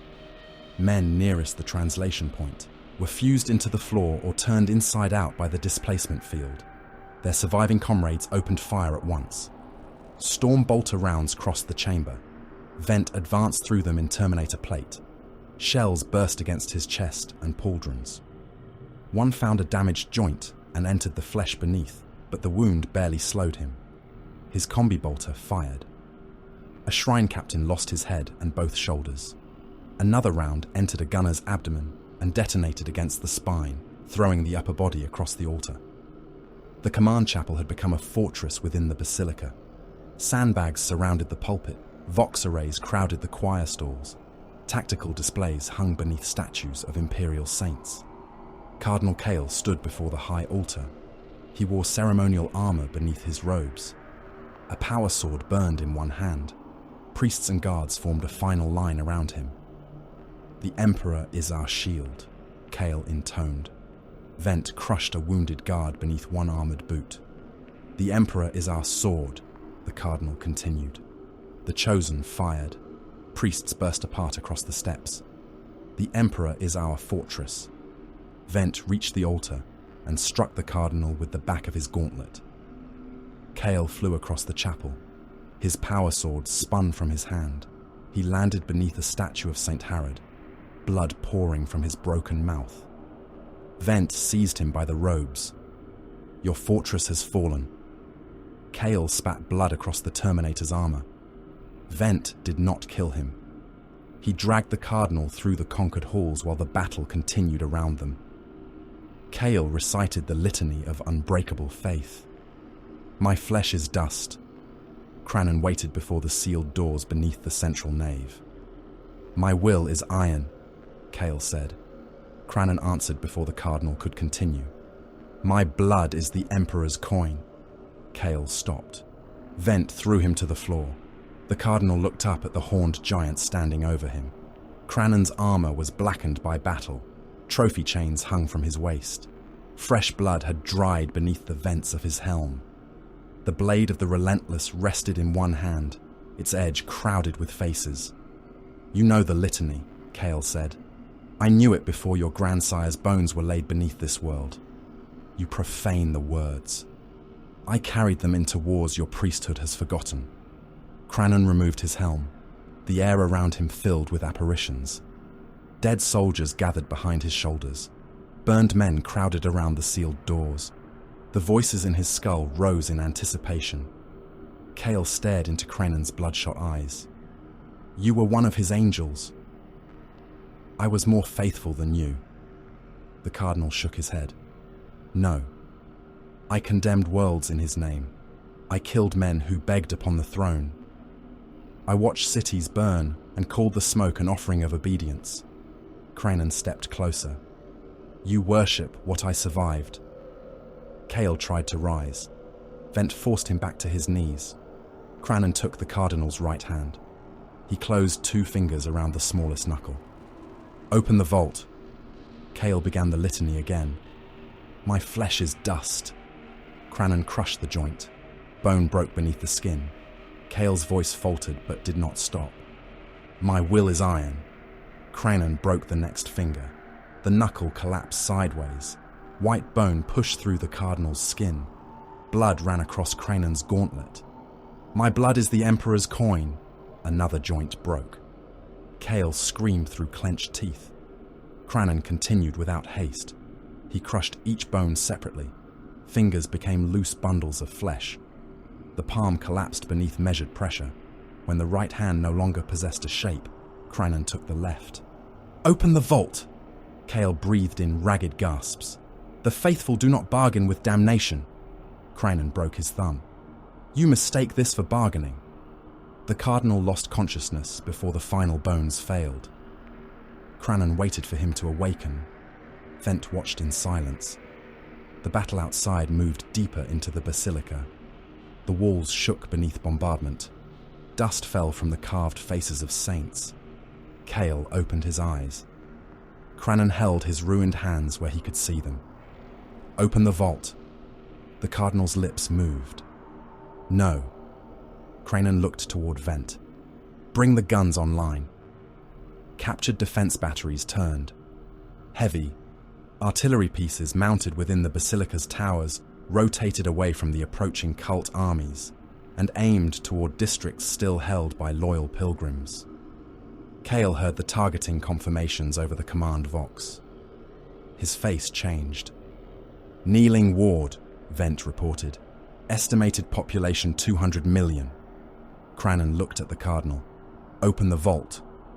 Kale shook his head. Kranon lowered one finger. The captured guns fired. Shells crossed the inner districts. Kneeling ward disappeared beneath rolling detonations. Pilgrim dormitories collapsed. Processional plazas erupted. Men packed into shelters were pulped beneath falling masonry. or suffocated in chambers sealed by rubble. The guns fired again. Kale watched the tactical display turn red. "Stop!" Kranon gave no order. More shells fell. The Basilica's own artillery killed the faithful by the million. Towers collapsed into hab blocks. Fires spread through shelters where men had gathered around icons and waited for deliverance. "Stop," Kale repeated. "Open the vault." The Cardinal bowed his head. "There are 9 seals." Kranon raised his hand. The guns ceased. Remember, don't forget to like, comment, and subscribe. Support helps. Kale stared at the casualty runes. 9 bell towers maintain the ward around the cenotaph. Each bell was cast with metal taken from the same vessel as the engine's outer rings. What activates them? The final peal. Speak clearly. All 9 bells must sound while death surrounds them. Kranon's mouth tightened. How much death? The prophecy says only that each tower must stand within a city of the slain. Okrak laughed from the edge of the chamber. Then the corpse priests built their own altar. Kale looked toward him with hatred. The bells were never meant for conquest. They were created for the last day of St. Harrod, when the world faced its prophesied end. Kranon replaced his helm. The prophecy has arrived. He opened every Crimson Slaughter command channel. 9 tower runes appeared across the tactical display. Vent, secure the northern and eastern towers. Okrak, send your apostles to the western bells. Trentukas will direct the captured guns. Every formation within reach will converge upon the remaining sites. Vent bowed his head. The timing. All bells will sound together. Across Basilica Hive, the slaughter changed direction. Cult armies abandoned defensible ground and flooded toward the towers. Possessed climbed outer walls beneath torrents of lasfire. Raptors descended upon bell galleries. Havocs destroyed escape routes and forced Imperial defenders back toward the chosen killing grounds. At every tower, Okrak's apostles established altars of bodies. Prisoners were dragged from shelters. Wounded soldiers were carried from medici stations. Loyal pilgrims were driven into plazas beneath the bells. The killing began. Bolters cut through crowds. Chain blades opened men from shoulder to groin. Flamers filled streets with moving shapes of fire. Demon engines crushed bodies beneath iron claws until the stones disappeared beneath blood and exposed bone. The bells waited above them. Colonel Rane discovered the truth in the burial tunnels beneath the southern district. His remaining officers had recovered vault plans from a dead cardinal's archive. The parchment sheets lay across a cracked sarcophagus, stained with dust and the blood of the man carrying them. Rani traced the lines connecting 9 towers to the chamber beneath the basilica. "Seals," Major Caldas said. "Locks," Rani replied. A distant bell began to move. Its first unfinished groan travelled through the stone. Rani looked toward the tunnel leading east. "Which tower is nearest?"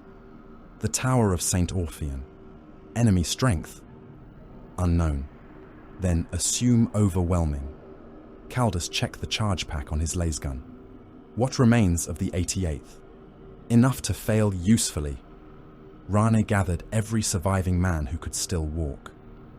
They entered the ancient burial passages beneath the basilica, moving through chambers filled with nameless bones. Engineers carried demolition charges. Plasma gunners walked at the center of the column. The wounded came with them because there was nowhere safer to remain. Rani knew they could not save St. Harrod. He no longer believed the planet could be saved, but if one bell remained silent, Kranon might be denied whatever waited below. The first bell sounded. Its note entered the foundations like a hammer blow. Men in the tunnels staggered. Dust poured from the ceiling. Then the second. The third. Across the hive, bells rang from towers surrounded by mountains of corpses. Their notes overlapped until the stone itself seemed to groan. Rani's men ran. They emerged beneath the tower of St. Orpheon and found the lower stairs choked with bodies. Crimson slaughter cultists waited above. Gunfire filled the stairwell. Guardsmen fell. Rene climbed over them.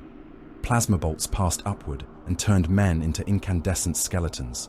Grenades bounced down the steps and burst among the Haradines. The fourth bell sounded, then the fifth. Rane reached the gallery beneath the bell chamber. A possessed dropped from the ceiling.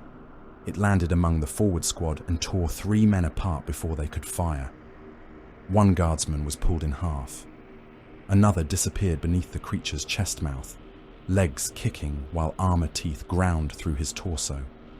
Massed plasma struck the possessed. Its body came apart in burning pieces. The 6th bell sounded. Ran forced the survivors onward. The 7th note followed, then the 8th. Above them, the final bell began to swing. "Move!"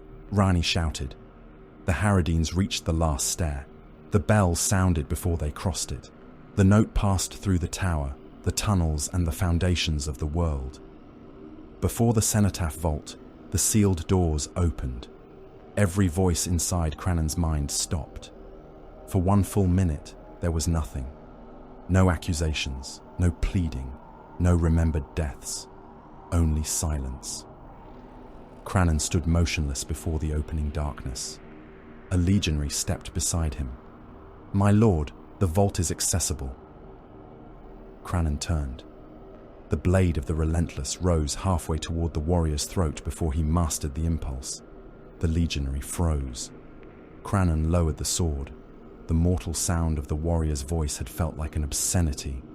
Ahead, the doors continued opening. Absolute silence waited beyond them. The silence followed Kranon into the vault.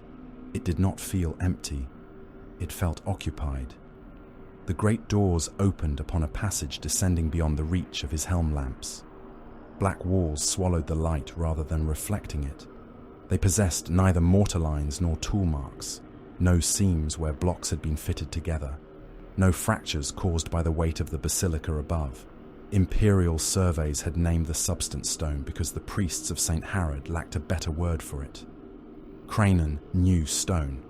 This was not stone. He crossed the threshold with the blade of the Relentless held low. Vent followed in Terminator plate, combi bolter tracking the darkness. Manon entered behind him with his staff raised. Okrak came next, Crozius resting upon one shoulder, while 10 chosen formed a guard around the 4 commanders. The doors remained open behind them. Beyond the threshold, battle still shook the basilica. Bolters thundered through distant chambers. Men screamed. Artillery impacts sent tremors through the foundations. Within the passage, none of those sounds existed. Kranon heard only the servos of his armor and the slowed beating of his hearts. No dead whispered beneath his helm seals. No murdered soldier recounted the angle of a killing stroke. No burned laborer begged him to remember the name of a settlement whose ashes had cooled centuries before. The absence pressed against him until each breath became an intrusion. Vent halted beside the wall. "There is writing." His helm lamp moved across lines of shallow markings. Names covered the black surface.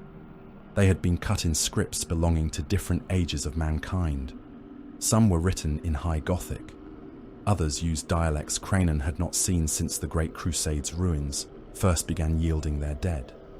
Certain lines resembled imperial characters, but curved in ways that made his eyes ache when he tried to follow them.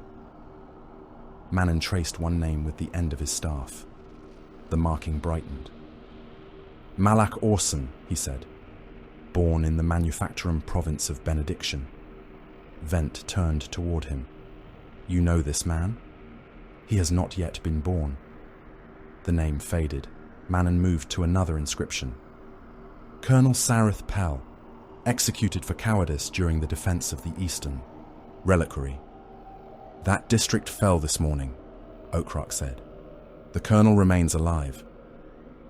"Then the wall lies." Manon's hood shifted as he studied the names. "All remembers." They continued downward.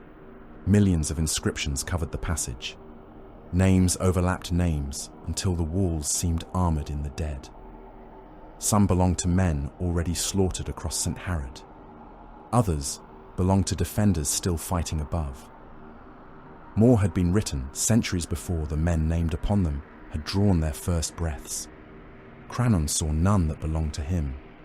The passage ended before a chamber so vast that his helm could not measure its boundaries. The cenotaph engine hung at its center. Concentric rings turned around a suspended core of crystal, bone, and dark metal. No cable held the machine aloft. No visible generator powered it. The outermost ring moved with the slowness of a planetary orbit, while smaller structures revolved within it at different angles. The core resembled a heart built by something that understood anatomy only as an accusation. Lengths of fossilized bone pierced translucent crystal. Veins of unknown alloy passed through marrow and mineral alike. Psychic residue moved beneath the surface as smoke might move beneath ice, gathering into shapes that almost resembled faces before dispersing. 9 black conduits extended from the outer ring into the walls. Manon approached the nearest. "The bell towers," he said. Vent examined the connection. "They were built above these lines." "They were built because of them," Manon replied. "The ecclesiarchy found this chamber and mistook discovery for ownership. They placed prayers upon mechanisms they did not understand. They named it a reliquary because admitting ignorance would have threatened their authority." Okrak laughed. "The corpse priests worship a machine older than their corpse.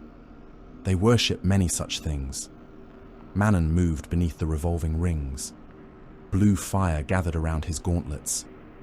"The engine is joined to the astropathic choir through the basilica's foundations. It is also linked to every bell tower and every ossuary raised upon the older structures. The ritual paths already exist. I need only open them." Kranon watched him. "What have you not told me?" The sorcerer did not turn. "That the process will cause pain. Pain is not knowledge." Manon lowered his staff until its iron tip touched the floor. "The engine must identify the haunting before it can draw the voices from us. It will search through memory. It will know each death attached to our souls." Okrak spread his arms. "Then let it witness glory." Kranon ignored him.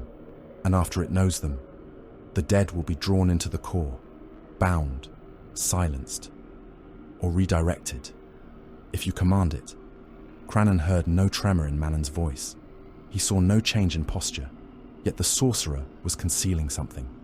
The instinct came not from the voices, for the voices remained absent, but from centuries of commanding warriors who believed armor could hide ambition.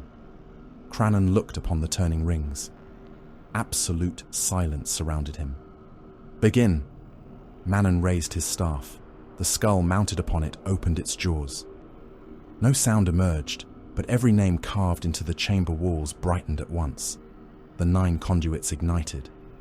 Energy raced outward through the foundations of St. Harrod, passing beneath cathedrals, trenches, and corpse-filled streets. The distant bell towers answered with one final toll. Their notes entered the chamber without crossing the air, vibrating through bone and ceramite. The cenotaph engine awakened. Its outer ring accelerated. The core contracted. Across St. Harrod, the dead opened their eyes. A guardsman lay beneath the wreckage of a chimera in kneeling ward. His lower body had been crushed flat beneath the transport's track unit. He had died calling for a medici who never reached him. His corpse sat upright, not the flesh. Something pale rose from it, wearing the shape the man had possessed before the tank broke him. The apparition looked down at its own body and watched its death again. Its hands clawed at spectral wreckage. Its mouth formed the same unheard plea. Then it turned toward Basilica Hive. In the northern trench lines, thousands of ghosts climbed from shell holes. Men killed by artillery reassembled from drifting. Pieces. Headless figures searched the mud for their skulls. Burned soldiers walked while reliving the instant promethium entered their lungs. Officers stood where they had been executed by commissars, the backs of their spectral heads opening again and again beneath phantom bolt rounds. They all faced the basilica. The dead rose from Medici stations. They emerged from beneath stained sheets, from amputation pits, and from heaps of bodies stacked outside overcrowded hospitals. Some repeated their final prayers. Some called the names of comrades. Some stared silently toward the central cathedral with expressions of hatred. The dead rose from burning tanks. Spectral crews passed through sealed hatches. Their uniforms still burned. Their skin continued melting from their faces, revealing teeth and blackened bone beneath. Yet the apparitions did not fall. The dead rose from collapsed hives in such numbers that they filled the ruins like fog. Every corpse became an anchor. Every death became a door. Within the cenotaph chamber, the core darkened as the psychic imprint of the planetary war flowed into it. Manon's armor began to smoke. "Containment is forming," he said. Vent looked toward the wall of names. The inscriptions were changing. New lines appeared faster than they could be read. Above the vault, the living began to hear them. A Harradine artilleryman stood beside an Earthshaker shell while his crew prepared the gun. Someone scratched inside the ammunition. He froze. The sound came again. Fingernails dragged across the inner casing. "Did you hear that?" he asked. The loader beside him shook his head. The artilleryman leaned closer. A voice spoke from inside the sealed shell. It belonged to his elder brother, killed years before on a world whose name the regiment had forbidden its survivors to mention. "You left me in the wire." The artilleryman backed away. The shell whispered again. "You heard me calling." He drew his last pistol and fired into the casing. The shot detonated nothing, but the loader seized him by the arm. "What are you doing?" The artilleryman saw his brother's face where the loader's should have been. He fired. The beam entered beneath the man's chin and emerged through the top of his skull. Bone fragments and brain matter struck the breach. Across the battery line, other gunners began hearing coordinates. Some came through dead Vox sets. Some were whispered by officers whose bodies lay beneath tarpaulins. Entire artillery companies altered their weapons and fired upon positions named by ghosts. Earthshaker shells fell upon friendly infantry. Manticore rockets descended into Imperial armor parks. Commanders demanded corrections, but the crews answered that they were obeying the dead. Tank units broke apart before receiving orders. Crewmen heard scratching from inside ammunition lockers and fuel tanks. Drivers abandoned Lehman Russ vehicles in the middle of firing lines.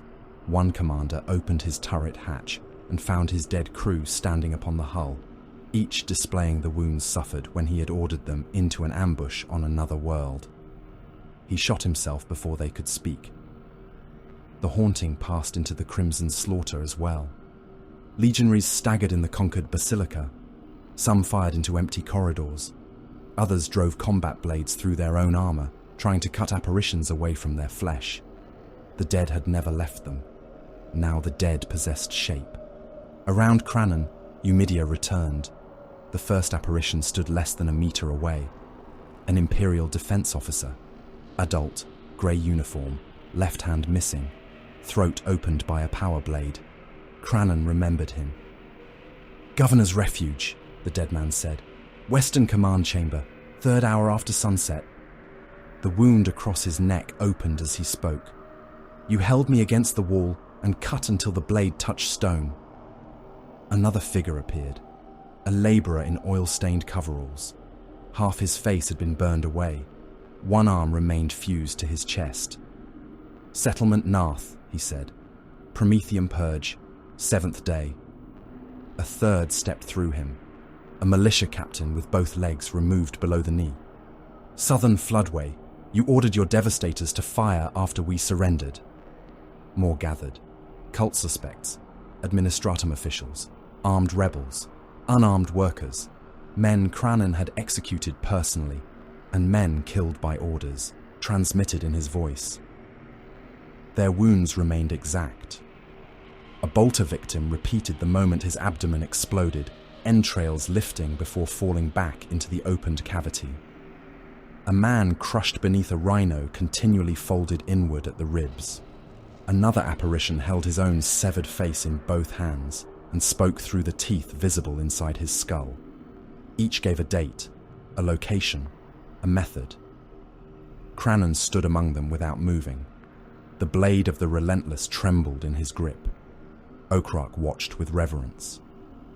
"Do you understand now?" Kranon turned toward him. The Dark Apostle raised his Crozius toward the turning engine. "This is no curse. It is revelation. Every death remains. Every drop of blood speaks beyond the grave. The blood god has shown us that slaughter is eternal."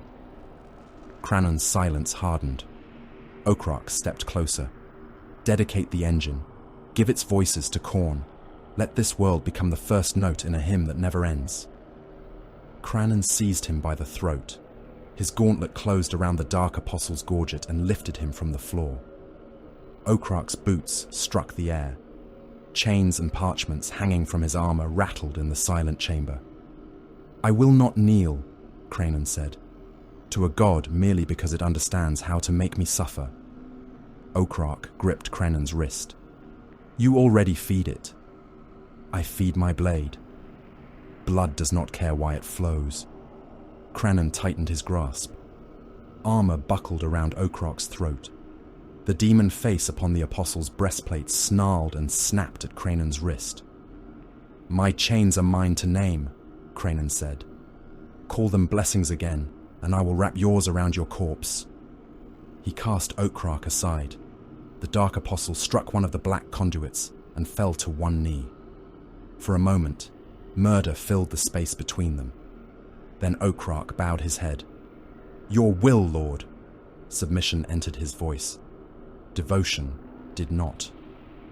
While the commanders watched one another, Manon moved. His gauntlet passed across the control runes floating before the engine. Several symbols turned from blood red to cold blue. Curving lines appeared among the angular markings, dividing, recombining, and dividing again. They were not signs of slaughter.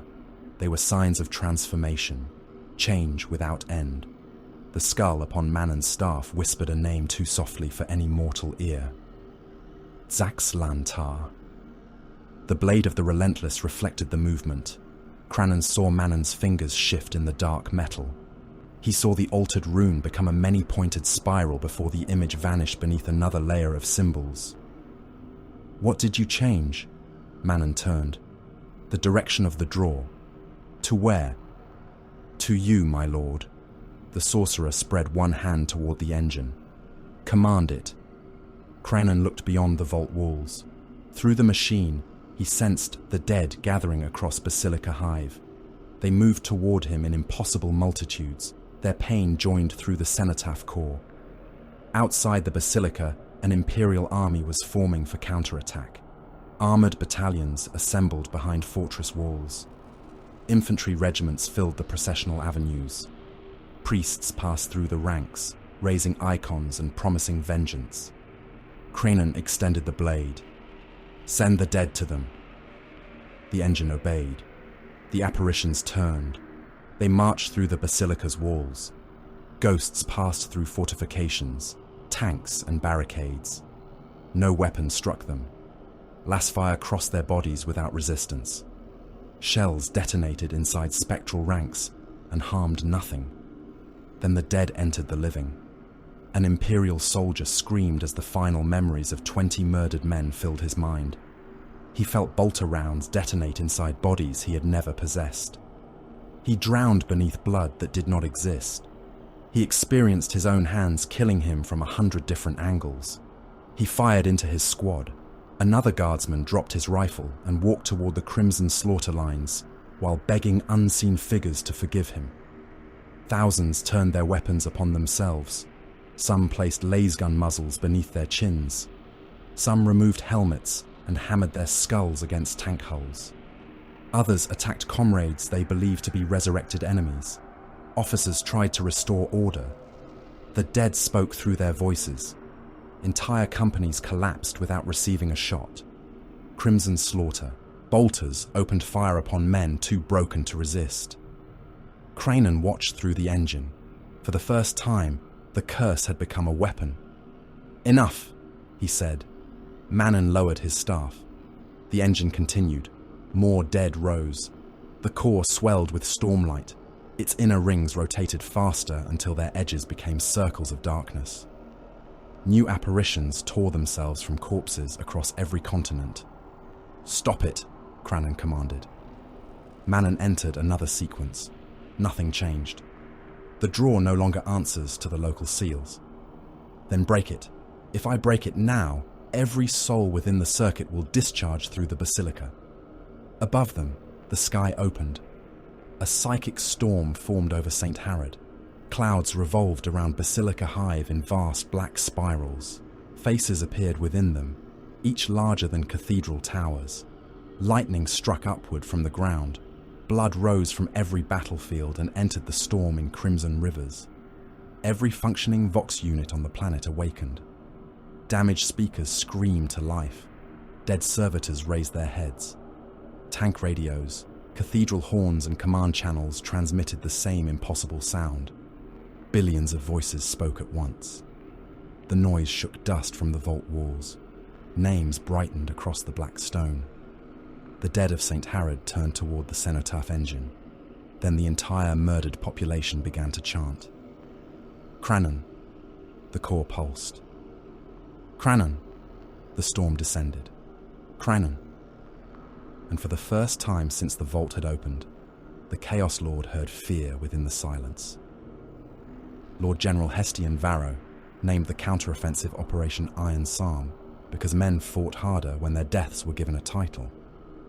The order passed through surviving Vox relays, buried command cables, and astropathic channels already fouled by the dead. It reached trench captains beneath ossuary fields, tank commanders sealed inside burning hives, and artillery officers who had not slept since the invasion began. Across St. Harrod, reserve formations moved. Billions of soldiers rose from defensive lines on 6 continents. Some advanced to retake cities already reduced to graveyards. Others marched against cult armies whose positions had been deliberately exaggerated upon Imperial command charts. Their purpose was not victory. Their purpose was to prevent the Crimson Slaughter from withdrawing a single formation toward Basilica Hive. Varro committed everything. Penitent legions were driven from cathedral vaults beneath the whips of confessors. Planetary defense columns rolled from mountain bunkers. Guard regiments advanced behind armored walls of Lehman Russ battle tanks. Surviving aircraft lifted from cratered runways, some taking flight while mechanics were still sealing their fuselages. At the center of the planetary assault, the Emperor's Hammer gathered. Thousands of battle tanks formed upon the plains west of Basilica Hive. Hundreds of super-heavy vehicles moved among them, baneblades and shadow swords, grinding avenues through the wreckage. Basilisk batteries filled the ruined suburbs from horizon to horizon. Manticores raised missile racks toward the red sky. Marauder bombers gathered above the cloud deck. Valkyrie transports flew beneath them in close formation, their holds packed with stormtroops, demolition cadres, and men selected to die within the basilica. The remaining aircraft of St. Harrod joined the attack. Lightnings, thunderbolts, Arvis lifters fitted with improvised bomb racks, pilgrim craft whose pilots had welded autocannons beneath wings never designed for war. Varro watched their runes advance across the hololithic planet. He stood upon the bridge of the cruiser Saint Aspira, the vessel trapped within the system after the murder of its navigator. Emergency repairs had restored several weapons batteries and limited orbital control. The bridge still smelled of burned insulation and blood. A staff officer approached him. "Ground command reports readiness." Varro studied Basilica Hive. The psychic storm above it continued to rotate. Billions of dead voices muttered through the bridge vox, repeating names, prayers, and accusations. Servitors had been fitted with iron spikes through their auditory receptors to keep them from obeying spectral commands. "Begin Iron Psalm," Varro said. The staff officer raised his hand. Across St. Harrod, the guns fired. The horizon disappeared. Artillery. Salvos passed over advancing armies in layers. Earthshaker shells tore across the sky beneath Manticore warheads. Siege mortars shook entire districts. Super heavy tanks opened fire at extreme range, their shells crossing ruined cities before striking Crimson Slaughter lines. Cult armies vanished beneath the bombardment. Men became stains upon the earth. Mutants were torn apart inside trench systems. Captured shrines collapsed upon traitor artillery crews. Explosions rolled toward Basilica Hive until the city appeared surrounded by a single wall of rising fire. Then, the armor advanced. Inside the Lehman Russ Pilgrim's Fury, Gunner Tobran Kale watched range runes flicker across his sight. Sweat ran beneath his headset. The fighting compartment stank of oil, propellant, and unwashed flesh. The loader stood behind him, with an Earthshaker fragment still lodged in one shoulder. No medici had been available to remove it. "Target!" the commander called. "Defiler, beneath the eastern arch." Kyle found the shape through smoke. The demon engine moved upon bladed limbs, dragging chains and human bodies behind it. Identified. Armor-piercing. The loader lifted the shell. His wounded shoulder failed. The round struck the deck and crushed his foot. He screamed but did not release it. The driver reached back, helped force the shell into the breach and returned to his controls. Loaded. Fire. The battle cannon recoiled. The shell struck the Defiler through the central hull. Armor opened. Black fire erupted from within. The Daemon engine continued crawling for several meters before its limbs folded, and it collapsed upon a mob of cultists. Kyle saw men crushed beneath it. He laughed once. Then the tank beside them vanished in a column of blue flame. "Lascannon!" the commander shouted. "Upper galleries!" The Pilgrim's Fury turned with the regiment. Hundreds of tanks fired upon the shrines overlooking the approach. Stone towers broke apart. Havocs disappeared beneath falling masonry.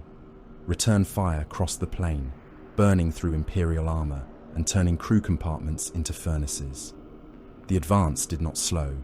It had been ordered. Men obeyed. Beneath Basilica Hive, Colonel Garrick Rain climbed through a grave. The burial tunnel opened inside a collapsed mortuary behind the Crimson Slaughter siege lines. Rane pushed aside a slab engraved with the name of a cardinal dead for 8 centuries and pulled himself into smoke-filled air. What remained of the 88th Haradine emerged behind him. They numbered fewer than a regiment now. Hundreds limped. Many wore bandages dark with blood. Every man carried ammunition, explosives, or a weapon stripped from the dead. Rane studied the enemy rear. Cultist ammunition dumps filled the square below. Demon engines waited beneath repair gantries. Crimson slaughter serfs hauled shells toward the basilica through streets assumed secure. "Mortar teams," Rani said. "Prometheum stores first." The mortars fired. The opening barrage struck fuel drums and ammunition crates. Fire spread across the square. Shells detonated in stacked rows. Cultists ran from the flames, some burning so fiercely that their fat ignited beneath their skin. Rani pointed toward the demon engines.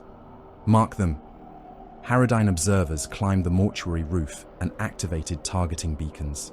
Imperial artillery answered within moments. A defiler disappeared beneath an Earthshaker strike.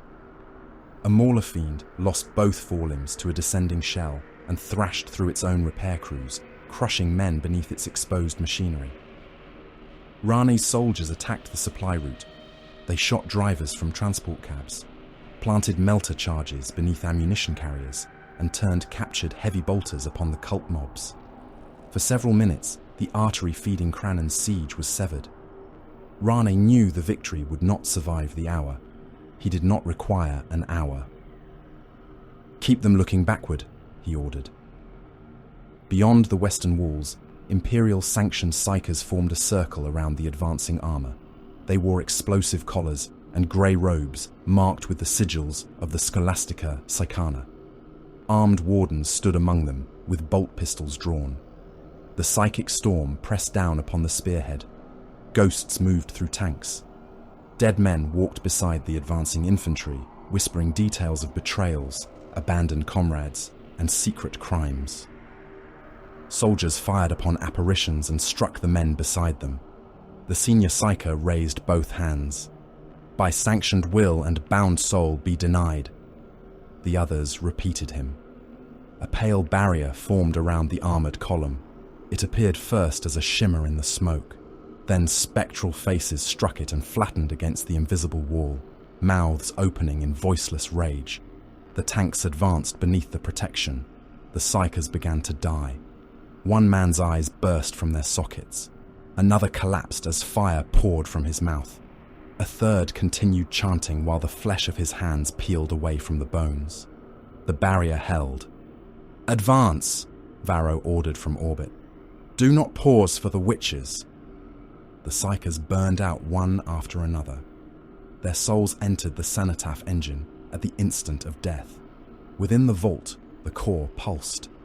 The dead entered the remaining psychers through their final thoughts. One sanctioned man turned toward his brother in the circle. His mouth opened.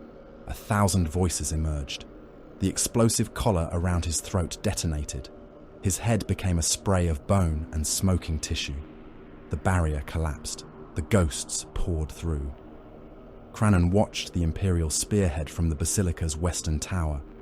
The voices around him had become a constant psychic gale. He ignored them and studied the armor formations instead. The Imperials had committed too much mass to the central avenues. They expected the Crimson Slaughter to contest every meter. Kranon opened the command channel. "Withdraw the central cult line," Vent answered from the eastern transept. "They will break." "They are intended to." Below, Ukrak's cult armies received the order. The front ranks turned first. Panic spread through millions. Men abandoned weapons and fled toward Basilica Hive, while Imperial tanks continued firing into them. The central line collapsed. Imperial officers saw opportunity. "Armor forward," Varro commanded. The spearhead accelerated. Lehman Russ formations drove through the fleeing cultists, crushing thousands beneath their tracks. Super heavy vehicles followed. Infantry crowded behind the armor, firing into traitors running before them. They entered the processional canyons. The avenues narrowed between fortress shrines. Cathedral walls rose on both sides, pierced by windows, gargoyles, and sealed devotional galleries. Kranon waited until the first super heavy crossed the final marker. "Close the gates!" Explosions brought down the rearward arches. Stone and wrecked buildings collapsed across the avenues. Mauler fiends emerged from hidden tunnels behind the Imperial advance, sealing the exits with their bodies. Havocs rose upon the shrine roofs. Obliterators unfolded from alcoves, disguised as saintly monuments, their flesh-metal bodies reshaping into Lascannons, plasma weapons, and rotary guns. Melter squads opened drainage portals beneath the tanks. The killing began. Lascannon beams struck side armor. Plasma fire flooded the avenues. Melter blasts burned through vehicle bellies and ignited ammunition magazines. Imperial armor died in rows. A Lehman Russ tried to reverse and climbed onto the tank behind it. Tracks ground together. The vehicles locked in place while havoc fire pierced both hulls. Infantry scattered between burning machines. Possessed entered from the side passages. Kranon watched the trap close. He did not smile. There was no pleasure in a mechanism functioning as designed. The sky erupted above him. Marauder bombers descended through the psychic storm, bomb bays opening over Basilica Hive. Their escorts crossed the city in roaring formations. The voice of madness rose to meet them. The Helldrake led a flock of corrupted aircraft through the clouds. Its wings burned. Demonic flame leaked between its iron teeth. Imperial fighters attacked from 3 directions. Autocannon rounds tore plates from the Helldrake's flank. Missiles detonated beneath one wing. The demon engine spun, caught a thunderbolt in its talons, and ripped the aircraft open. The pilot ejected. Voice of madness burned him from the sky. Marauders released their bombs. Crimson aircraft struck them among the falling ordnance. Wings sheared through fuselages. Fuel tanks ignited. Bombers broke apart above the battlefield, spilling crew, bombs and burning engines upon both armies. Vent's voice entered. Kranon's helm. Falling wreckage threatens the Western companies. Request withdrawal from the impact zone. No. My lord, the debris field will strike within moments. Any warrior unable to survive falling fire has no place in the Crimson Slaughter. The first bomber hit. Its fuselage ploughed through cultists and legionaries, opening a trench filled with burning fuel and shredded bodies. Unexploded bombs rolled through the ruins before detonating beneath advancing Imperial infantry. The battle continued inside the fire. Then the night came. Penance unending strode through the western gate. The Imperial war engine towered above the tanks around it, a walking fortress of adamantine plate and sacred heraldry. Purity seals streamed from its carapace. Its war horn sounded through the city, drowning artillery beneath a note of mechanical wrath. The thermal cannon fired. A crimson slaughter squad became molten armor and incandescent flesh. The beam swept onward and cut a mauler fiend in half. The demon engine's upper body fell among the infantry, claws still opening and closing as black blood poured from exposed machinery. Penance Unending raised its Reaper chainsword. The weapon descended upon a Hellbrute. The Hellbrute caught the blade with one claw and screamed defiance. The knight's weapon accelerated. Adamantine teeth tore through claw, arm, and sarcophagus. The imprisoned Astartes within was divided lengthwise. Blood, amniotic fluid, and fragments of ancient bones spilled across the avenue. Imperial soldiers cheered. Tank crews sounded their horns. The knight advanced through Kranon's trap, killing demon engines and scattering crimson slaughter legionaries beneath its feet.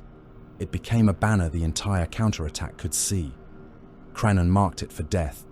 Havocs, attack from 3 axes, do not seek penetration, overload the shield. Lascannons fired from the northern galleries. The knight's ion shield flared. Missiles struck from the southern roofs. The shield brightened and turned to meet them. Obliterators fired from the front. The energy barrier flickered. "Raptors," Kranon ordered. "Kill the infantry beneath it." Jump infantry descended around Penance Unending. They landed among the knight's supporting soldiers and opened fire at arm's length. Bolter shells tore men apart. Chain blades filled the avenue with blood. The knight stood alone. Kranon ran toward it. The pilot saw him. Baron Lucan Halbrecht sat within the throne mechanicum, nerves linked to the ancient engine through metal needles driven into his spine. Warning runes crowded his vision. The horned figure below moved through gunfire without slowing. Halbrecht brought the thermal cannon down. Kranon passed beneath the weapon's arc. The knight stamped. Hundreds died beneath its descending foot. Cultists and guardsmen became a single layer of meat beneath adamantine weight. Kranon leapt onto the ankle plating, his maglocks engaged. The knight moved, but he climbed. The blade of the Relentless cut through external cables, armor seams and piston housings. Souls within the weapon screamed as its disruption field tore into the knight's sacred metal.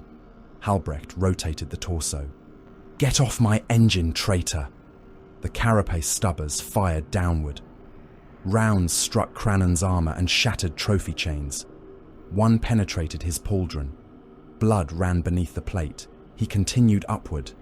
The knight's hand reached for him. Kranon cut through 2 armored fingers and drove the blade into the wrist assembly. The weapon drank machine oil, blood from interface conduits, and something older that shrieked within the knight's spirit. Halbrecht felt the pain through the throne. He screamed. Kranon reached the cockpit. He drove his plasma pistol against the vision slit and fired. The outer armor glowed white. He cut around the molten plate with the blade. Inside, Halbrecht disconnected emergency restraints and drew a dueling blade. Smoke filled the throne compartment. Warning klaxons wailed. Kranon tore the hatch away. The pilot attacked. His sword struck Kranon's gorget. The Chaos Lord caught Halbrecht by the arm and dragged him from the throne. Interface cables tore from the pilot's spine. Blood sprayed across the controls. Halbrecht screamed as nerves and flesh came away with the wires. Kranon drove the blade through his chest.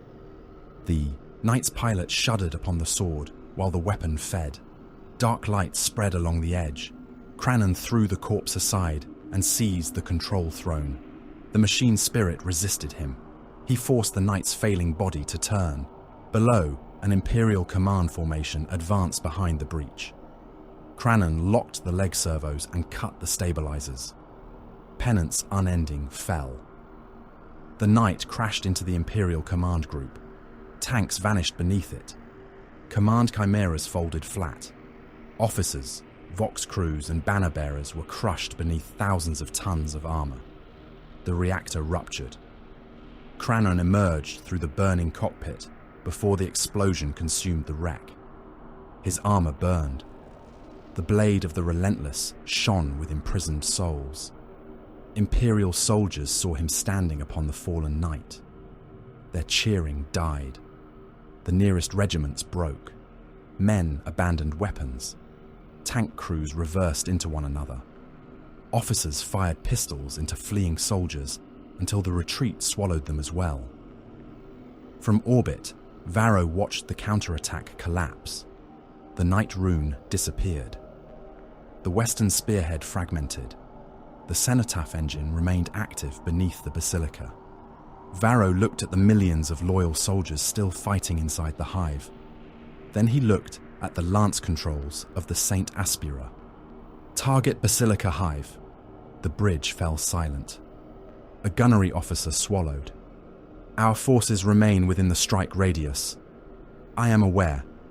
The surface population is already dead. Varro placed his hand upon the authorization seal. Fire the lance. Deep within the cruiser, power gathered. A white beam descended towards St. Harrod. Kranon looked upward. The heavens opened above him. The lance struck Basilica Hive with the light of a murdered sun. For one instant, every shadow vanished. Cathedral spires became black silhouettes inside the descending radiance. Armor, flesh and stone shone transparent beneath the beam. Men fighting in the ruins saw the bones within their own hands before the heat reached them. Then the western face of the basilica ceased to exist. The strike drove through towers, galleries, and fortress walls. Adamantine flowed like wax. Marble became incandescent vapor. Thousands of Imperial soldiers and cultists disappeared without time to scream, their bodies reduced to expanding clouds of ash before their nerves could carry pain. Kranon stood upon the wreck of penance unending as the light fell upon him. His armor alarms became a single shriek. The blade of the Relentless rose in his hand. Below the city, the cenotaph engine reached the limit of its awakening. The lance should have annihilated the vault. Instead, its energy struck the psychic storm and became trapped inside it. White fire spread through the black clouds above Basilica Hive.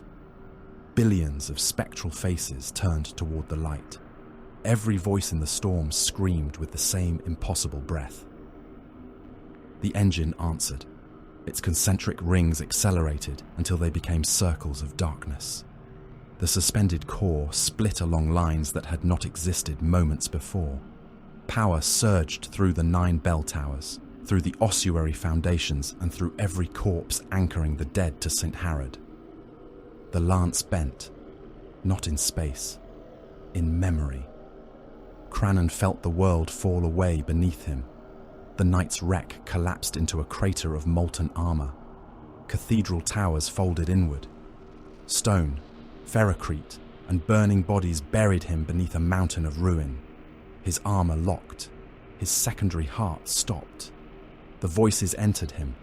He fell backward through centuries. Rain struck clean crimson armor. Sevastus Kranon stood beneath the jungle canopy of Umidia, and the weapon in his hand was not yet cursed. The Imperator blade hummed beneath the rain. Its power field cast blue-white light across his gauntlet. The metal held no faces. No souls moved beneath its surface. It was a weapon of office carried by the chapter master of the Crimson Sabres, sanctified by the chapter's reclusium, and anointed before every campaign. His armor bore the Aquila. Purity seals covered his pauldrons. Oaths of moment moved in the wet wind. His helm lenses displayed clean tactical runes unmarred by demonic interference. Around him, the Crimson Sabres advanced in disciplined formation. They were loyal. Their bolters carried the Emperor's wrath. Their standards bore honor, markings earned on worlds Kranon could still remember without shame. Their voices passed across the command channel in clipped, formal bursts. Third Company secure upon the eastern ridge. Civilian settlement identified ahead. Possible hostile movement within the structures. Kranon studied the settlement through the trees. Wooden habitation blocks stood upon stilts above dark floodwater. Smoke rose from cooking fires. Human figures moved between the buildings. Adult laborers, militia, administratum personnel assigned to the local extraction guilds. The briefing had named Umidia's rebellion contained. A Balathu cult had seized 3 settlements and murdered an imperial tithe delegation. The Crimson Sabres had been dispatched to decapitate the uprising, destroy its ritual sites, and return the world to compliance. The mission should have required days. It consumed the planet. Augur report, Kranon ordered. His Auspex officer answered at once. Warp residue detected beneath the central structures. Biological readings inconsistent. Multiple armed contacts. Cult strength? Unknown. Kranon watched figures scatter through the settlement. Some carried rifles, others carried tools. The distinction was irrelevant at this range. Seal all approaches, he said. No traffic leaves the settlement. A captain answered through the vox. By your command, Chapter Master. Thunderhawks crossed above the canopy. Their engines shook rain from the leaves. Heavy bolters opened fire upon the settlement perimeter. Wooden structures burst apart. Men ran through the mud. Some fired upward. Most sought cover. Kranon advanced. The first defender emerged between 2 burning hab blocks. He wore the uniform of an Umidian militia officer and carried an autogun trembling in both hands. "In the Emperor's name," the man shouted. "We are loyal." Kranon's helm identified elevated heart rate, dilated pupils, and residue from a narcotic incense associated with Balathu rites. The man may have been a cultist. He may have inhaled smoke carried from a neighboring structure. Kranon fired once. The bolt struck the officer's chest and detonated. His torso opened. Fragments of ribs and uniform struck the men behind him. "Resistance confirmed," Kranon said. "Commence suppression." The Crimson Sabres entered the settlement. Bolters fired in controlled bursts. Flamers washed beneath raised buildings. Structures collapsed into burning water. Men emerged from shelters with hands raised and died beside those carrying weapons. Kranon moved through the center without haste. He did not shout. He did not curse. He issued ranges, target priorities, and ammunition reports. Clear the western dwellings. Incendiaries beneath the flood platforms. Destroy every vessel upon the river. Quarantine is no longer sufficient. Each order was rational. Each escalation followed from the one before it. The cult had infected several settlements. Therefore, movement between them could not be permitted. The local militia could not be trusted. Therefore, all armed formations must be disarmed or destroyed. The population had concealed cult activity. Therefore, testimony from civilians had no operational value. The jungle prevented reliable identification of fleeing suspects. Therefore, no one could be allowed to flee. By nightfall, suppression had become eradication. By the following dawn, eradication had become planetary doctrine. The memory shifted. Kranon stood within the strategium of his battle barge, studying Umidia from orbit. Red marks covered the world. Every new report confirmed contamination somewhere. Ritual scars had been found upon laborers in the southern mines. Balathu symbols appeared beneath the floor of an administratum office. An astropath suffered a seizure and spoke in a voice that did not belong to him. None of it proved universal corruption. None of it disproved it. His captains waited around the hololithic world. Orbital reconnaissance shows migration from the infected zones, one reported. Refugee columns are entering the northern provinces. Then the northern provinces are compromised, Kranon said. We have not confirmed cult presence there. Refugees carry more than possessions, the captain hesitated. They carry imperial citizenship. They carry infection. Another officer inclined his head toward the planetary display. Selective screening remains possible. It is slow. It is exact. Exactness is indulgence when delay multiplies the threat. Kranon enlarged the northern provinces. Withdraw our reconnaissance squads. Prepare fire missions against the transit corridors. No one challenged him again. The dead surrounded the memory. A Numidian laborer stepped from the rain. His face had been burned away. One eye remained inside a socket of black meat. "I knew nothing of Balathu," he said. Another apparition appeared beside him, a militia sergeant with ritual brands cut across his chest. "I knew everything." A third man wore the robes of an administratum clerk. His hands had been nailed together before death. "I filed the names of cult suspects." The next figure carried a sacrificial knife and smiled through a throat torn open by bolter fire. "I gave them false names." The dead crowded closer. Some bore genuine marks of corruption. Their bodies shifted as demonic shapes moved beneath spectral skin. Their mouths repeated the names of powers that had no place in mortal speech. Others were ordinary men, workers, soldiers, clerks, priests, men who had never heard the word Balethu until the Crimson Sabres came to kill them. Kranon watched his former self examine the casualty reports. He had known uncertainty remained. He had named it acceptable. Thunderhawks burned jungle settlements from the air. Their heavy bolters tore roofs apart while missiles struck evacuation routes.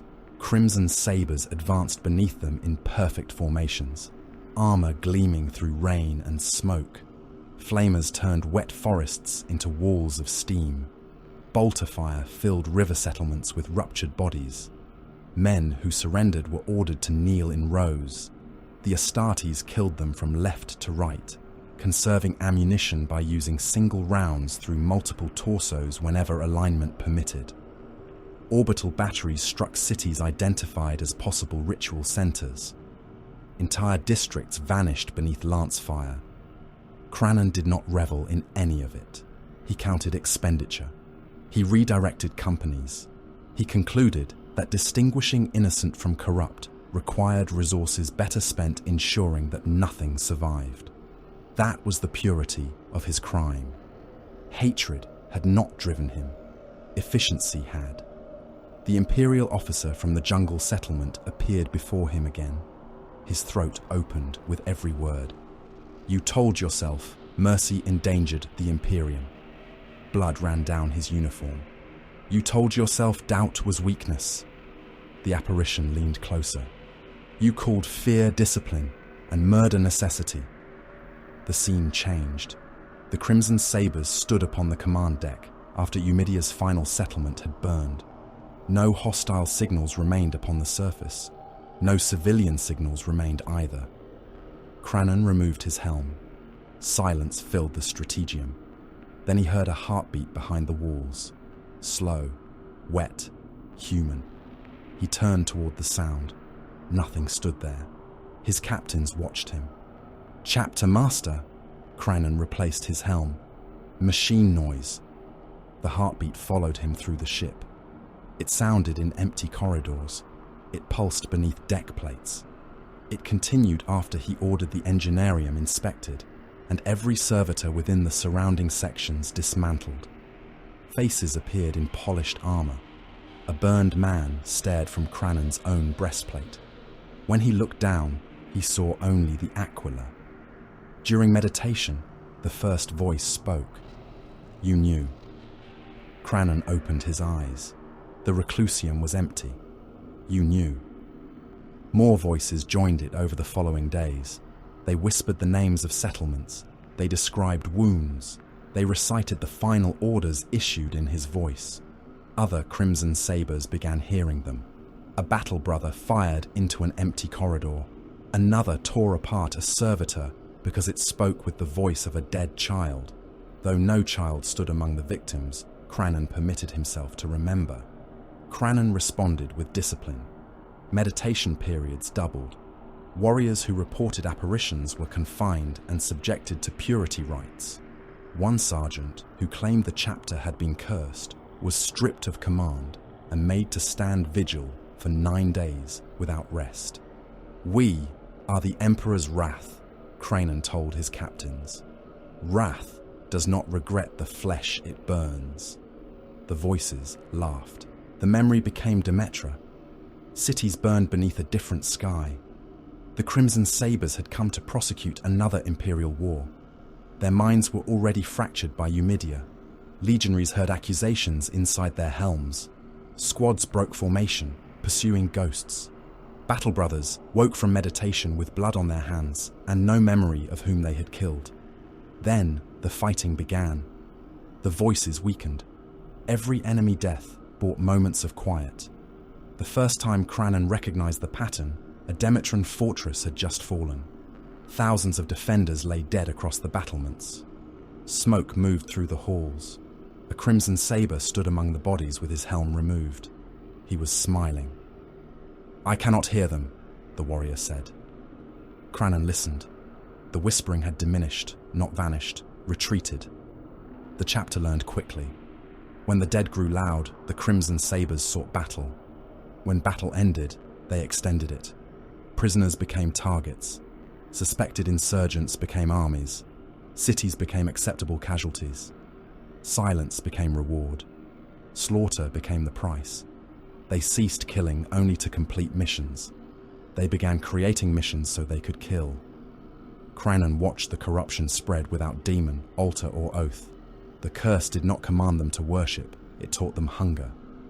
The dead gathered around him inside the memory. "You fled us," said the burned laborer. "You fed us others," said the imperial officer. "You called every massacre medicine," said a headless soldier carrying his skull beneath one arm. The scene shifted again. The eye of terror burned across the viewports. Kranon had steered his chapter toward it, intending to die. Better extinction in battle against traitors than another imperial world drowned beneath Crimson Sabre's guns. He had believed death could preserve the fragment of honor remaining to them. The Eye took even that certainty. Warp storms scattered their fleet. Mutations appeared among the companies. Armor fused with flesh. Voices became visible. Warriors vanished into corridors and returned carrying weapons they had never possessed. Attrition reduced the chapter. Battle brothers died. Others abandoned Kranon for demonic patrons who promised relief.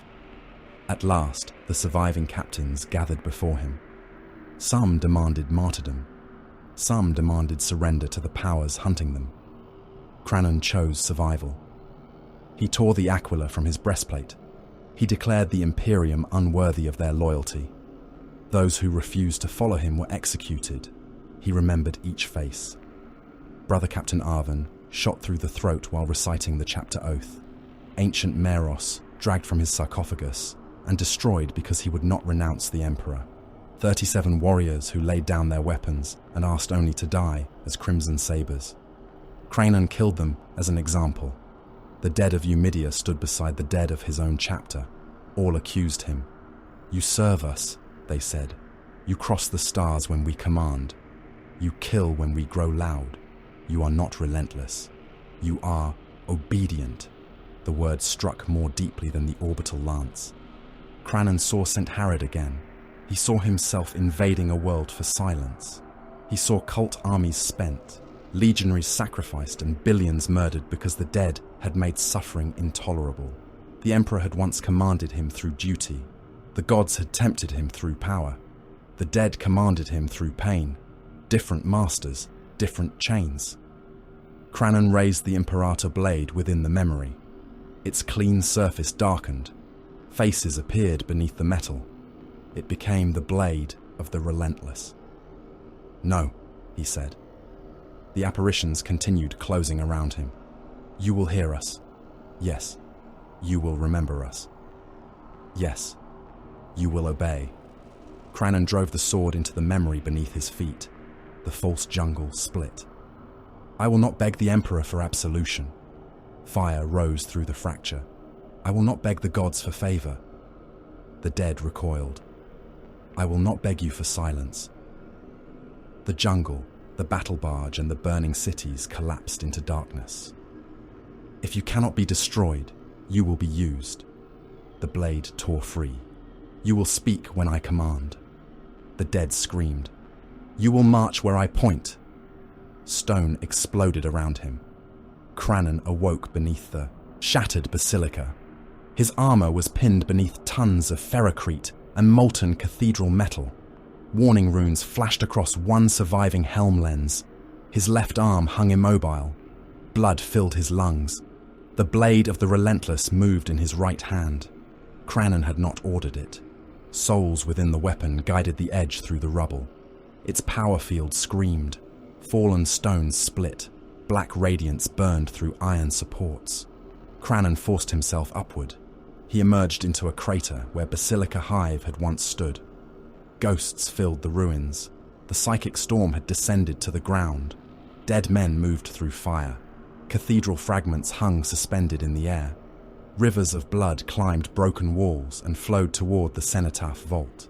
Manon stood near the exposed engine, armor scorched, staff planted against the fractured floor. "My lord," the sorcerer called, "the containment has failed." Kranon rose from the debris. He looked upon the dead gathering around him. No more containment. Manon's witchlight eyes narrowed. "Then what do you command?" Kranon pointed the blade toward the surviving Imperial armies beyond the crater. Projection. The cenotaph engine began to turn. Basilica Hive no longer possessed a skyline. The orbital lance had smashed the sacred heart of St. Harrod into a crater of molten stone, fractured adamantine and burning corpses. Cathedral spires lay broken across the ruins like the bones of fallen giants. Fortress walls had collapsed into the avenues they once defended.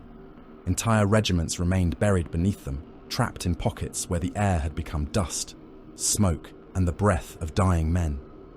Millions had perished in the first instant of the strike. Millions more remained alive beneath the wreckage. Their screams rose through gaps in the rubble. Some called for medical aid. Some recited regimental numbers and grid locations into dead Vox units. Others begged the Emperor for deliverance while blood filled their lungs. No deliverance came. Above the crater, ash moved in slow black clouds. Fires burned beneath the suspended dust, coloring the sky the red of an infected wound. Blood rose from the ruins in streams, lifting from severed bodies and shattered tanks. It climbed through the air against gravity, coiling around the exposed rings of the cenotaph engine. The engine had survived. Layers of psychic force enclosed it like transparent armor. Fragments of the basilica hung motionless around its turning rings. Bolts of pale energy crawled across the suspended core. Within the crystal, the dead pressed against one another in such multitudes that no single face remained visible for more than a heartbeat. Kranon stood before it. His armor had been split by the lance and crushed beneath the basilica's collapse. One pauldron hung in broken plates. Cabling and blackened flesh showed beneath his breastplate.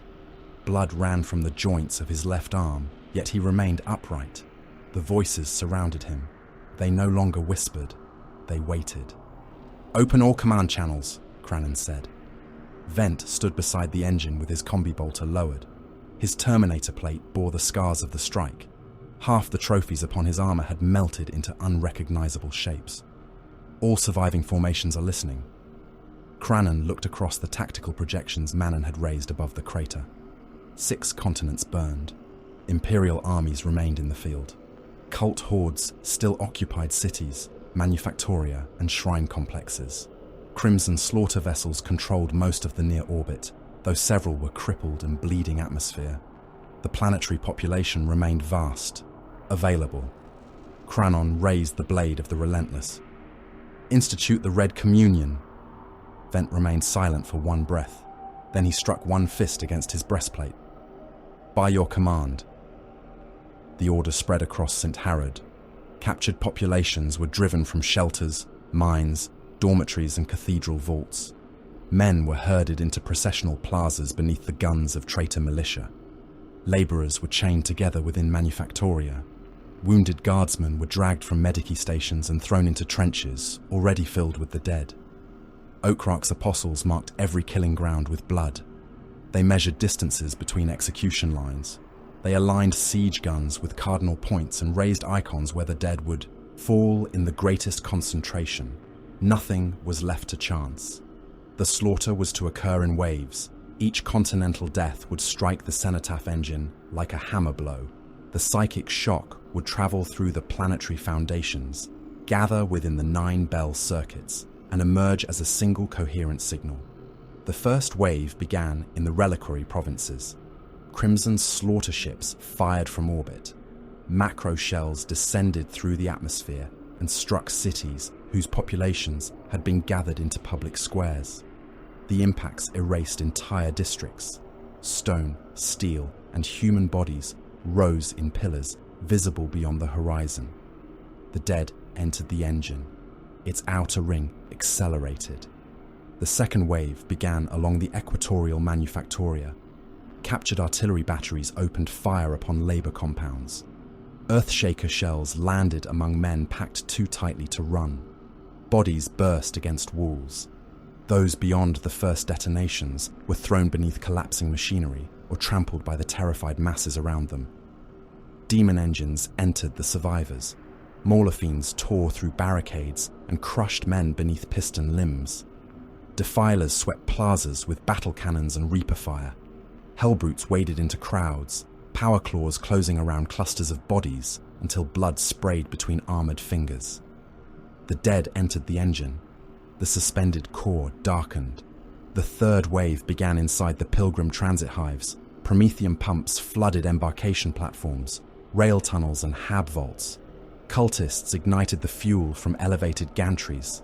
Fire moved through the hives faster than panic. Men became burning shapes within seconds. Skin peeled from limbs. Uniforms fused to flesh. Thousands forced themselves against sealed blast doors until the pressure of the crowd crushed those nearest the metal into layers of broken bone and pulp. The heat reached ammunition depots. Entire transit levels exploded. The death toll advanced by hundreds of millions. Each report reached Kranon as an entry upon his helm display. He acknowledged none of the numbers. He listened to the voices weaken into order, not silence, alignment. The dead were becoming a choir. At the Northern Polar Complex, Trentucus overloaded plasma reactors, beneath cities still contested by Imperial defenders. The warpsmith spoke through the reactor's machine spirit. Containment interdiction removed. Coolant flow terminated. Magnetic prison collapsing. Tech priests chained to control thrones screamed in Binharik. Their mechanical limbs tore at the restraints as warning sigils filled the chamber. Trentucus watched the reactor core brighten. "Machine," he rasped, "die usefully." The plasma sun broke free. The polar fortress vanished beneath a sphere of blue-white fire. Defense lasers, hive towers and armies became expanding vapor. The blast carved through the ice crust and opened a wound kilometers deep. The psychic shock traveled south. The cenotaph engine contracted like a heart. Manon staggered beneath its pulse. "This is sufficient," the sorcerer said. Kranon turned toward him. "It has not opened. It is opening now." The air behind the engine split. At first, the breach resembled a vertical line of darkness. Then it widened, revealing colors that did not exist within real space. Shapes moved beyond it, too immense to possess bodies, and too hungry to remain distant. Vent raised his weapon. "You said the engine would project the dead. It will. That is a warp breach. The distinction is one of scale." Kranon approached Manon. The sorcerer continued his incantation. The words were spoken in a language Kranon had heard only once before. Umidia. The burning settlements returned to him in fragments. Jungle rain. Ritual chambers opened beneath labor halls. Dead cultists whispering through ruined mouths. Balathu phrases. The cadence was identical. Not the same words, but the same structure. Each invocation folded backward upon itself. Every command was followed by a contradiction that made both statements true within the warp. Kranon heard the hidden pattern. "You knew," he said. Manon's incantation faltered. The breach widened. "I knew the Balethu rites had touched the engine before." You brought us to Eumidia. No, you followed what began there. Manon raised one gauntlet. Without the curse, the Crimson Sabres would have remained another forgotten chapter, serving an empire that spends heroes as freely as ammunition. Kranon struck him. The back of his gauntlet hit Manon's helm hard enough to tear the sorcerer from his feet. Manon crossed the chamber and struck the engine's outer housing. Ceramite cracked. Blue fire erupted from the fractures. The breach screamed. Manon rose in more than one place. 5 images of the sorcerer surrounded the engine. Each wore the same crimson armor. Each carried the same staff. Their movements differed by fractions of a second. You cannot kill what has already chosen several futures, one said. You cannot command what you refuse to understand, said another. You require me, said a third. Kranon looked into the blade of the Relentless. The weapon reflected souls. Only one Manon possessed a reflection. Kranon crossed the chamber. The false images raised their staves. Witchfire filled the air, striking his armor and tearing molten lines through the crimson plate. One blast entered the wound beneath his ribs. Flesh blackened. His secondary heart convulsed. He continued. The blade passed through 2 illusions without resistance. Kranon seized the true Manon by the throat and smashed him against the engine. Armor collapsed along the sorcerer's spine. The staff fell. Manon's remaining images screamed with different voices before dissolving into smoke. Kranon drove the sword's point beneath the lip of Manon's breastplate. Continue the ritual. Manon laughed through damaged vox grills. If I cease, the breach will consume the engine. Then do not cease. You cannot force comprehension through violence. Kranon pushed the blade deeper. The power field entered flesh. Manon's laughter became a hiss. Vent stepped behind the sorcerer and pressed his combi bolter against the base of Manon's skull. You heard the command. Manon looked from Vent to Kranon. Then he extended one trembling hand toward the controls. The ritual resumed. Within the ruins above, Cardinal Militant Othmar Kale crawled from beneath the dead. The collapse had killed his guards.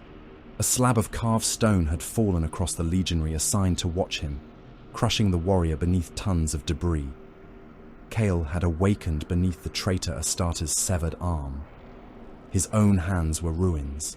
Every finger had been broken. The bones of both palms had been crushed. He could not close them. He could barely move them. He used his forearms to drag himself through the wreckage. The basilica's final defense chamber lay beneath the central nave, connected to the geothermal reactors feeding the Shrine City's ancient power systems. Kale had consecrated the controls decades earlier. He knew the litany required to release every containment seal. The journey took him through halls filled with corpses. Imperial soldiers lay beside cultists.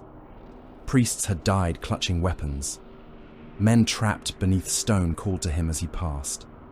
Kale did not stop. He reached the defense chamber with one leg dragging behind him. The controls recognized his retinal pattern. Authority confirmed, said the machine spirit. Kale collapsed against the lectern. Prepare final denial. Warning runes illuminated the chamber. Geothermal overload will result in catastrophic destruction of Basilica Hive. That is the purpose.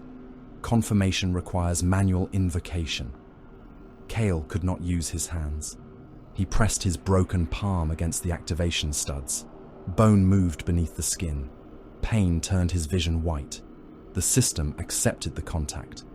Across the surviving Imperial Vox network, Cardinal Kale's voice replaced the chorus of the dead.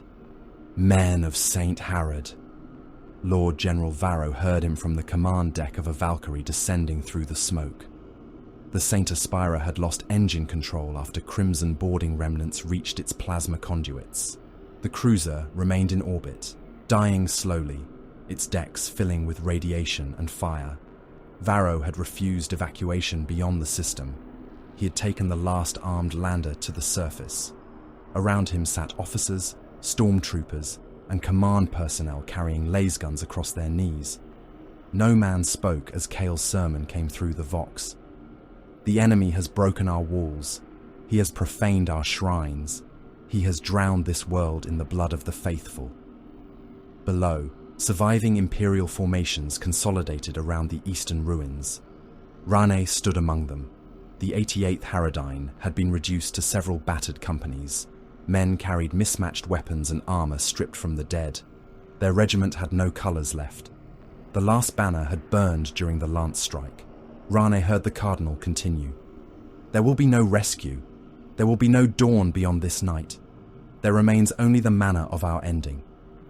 Varro's Valkyrie landed amid the survivors. The Lord General descended before the engines had stopped. Dust and upward falling blood moved around him. Rane approached. You came back. Varro looked toward the exposed rings of the engine. There was nowhere else worth dying. The Cardinal's voice rose. Let the traitor find no slaves among us. Let the demon find no worship. Let the Emperor judge us standing, armed and unbroken. The surviving soldiers began striking weapons against armor. The sound spread through the ruins. Rane looked at Varro.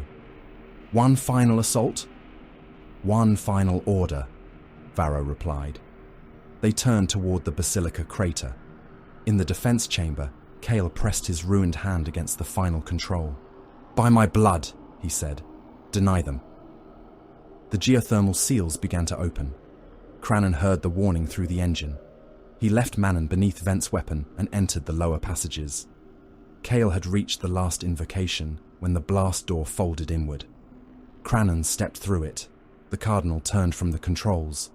His face was grey. Blood covered his robes. His broken hands rested upon the activation lectern. You were his servant once, Kale said. Kranon advanced. You are nothing now but a slave who mistakes the length of his chain for power. The Emperor chained me with duty. Kranon raised the blade. The gods chain warriors with desire. The dead chain them with guilt. Kale smiled through blood. And which master do you serve? None. You butcher at the command of voices. You bleed worlds for silence. You kneel every time you kill. Kranon stopped before him.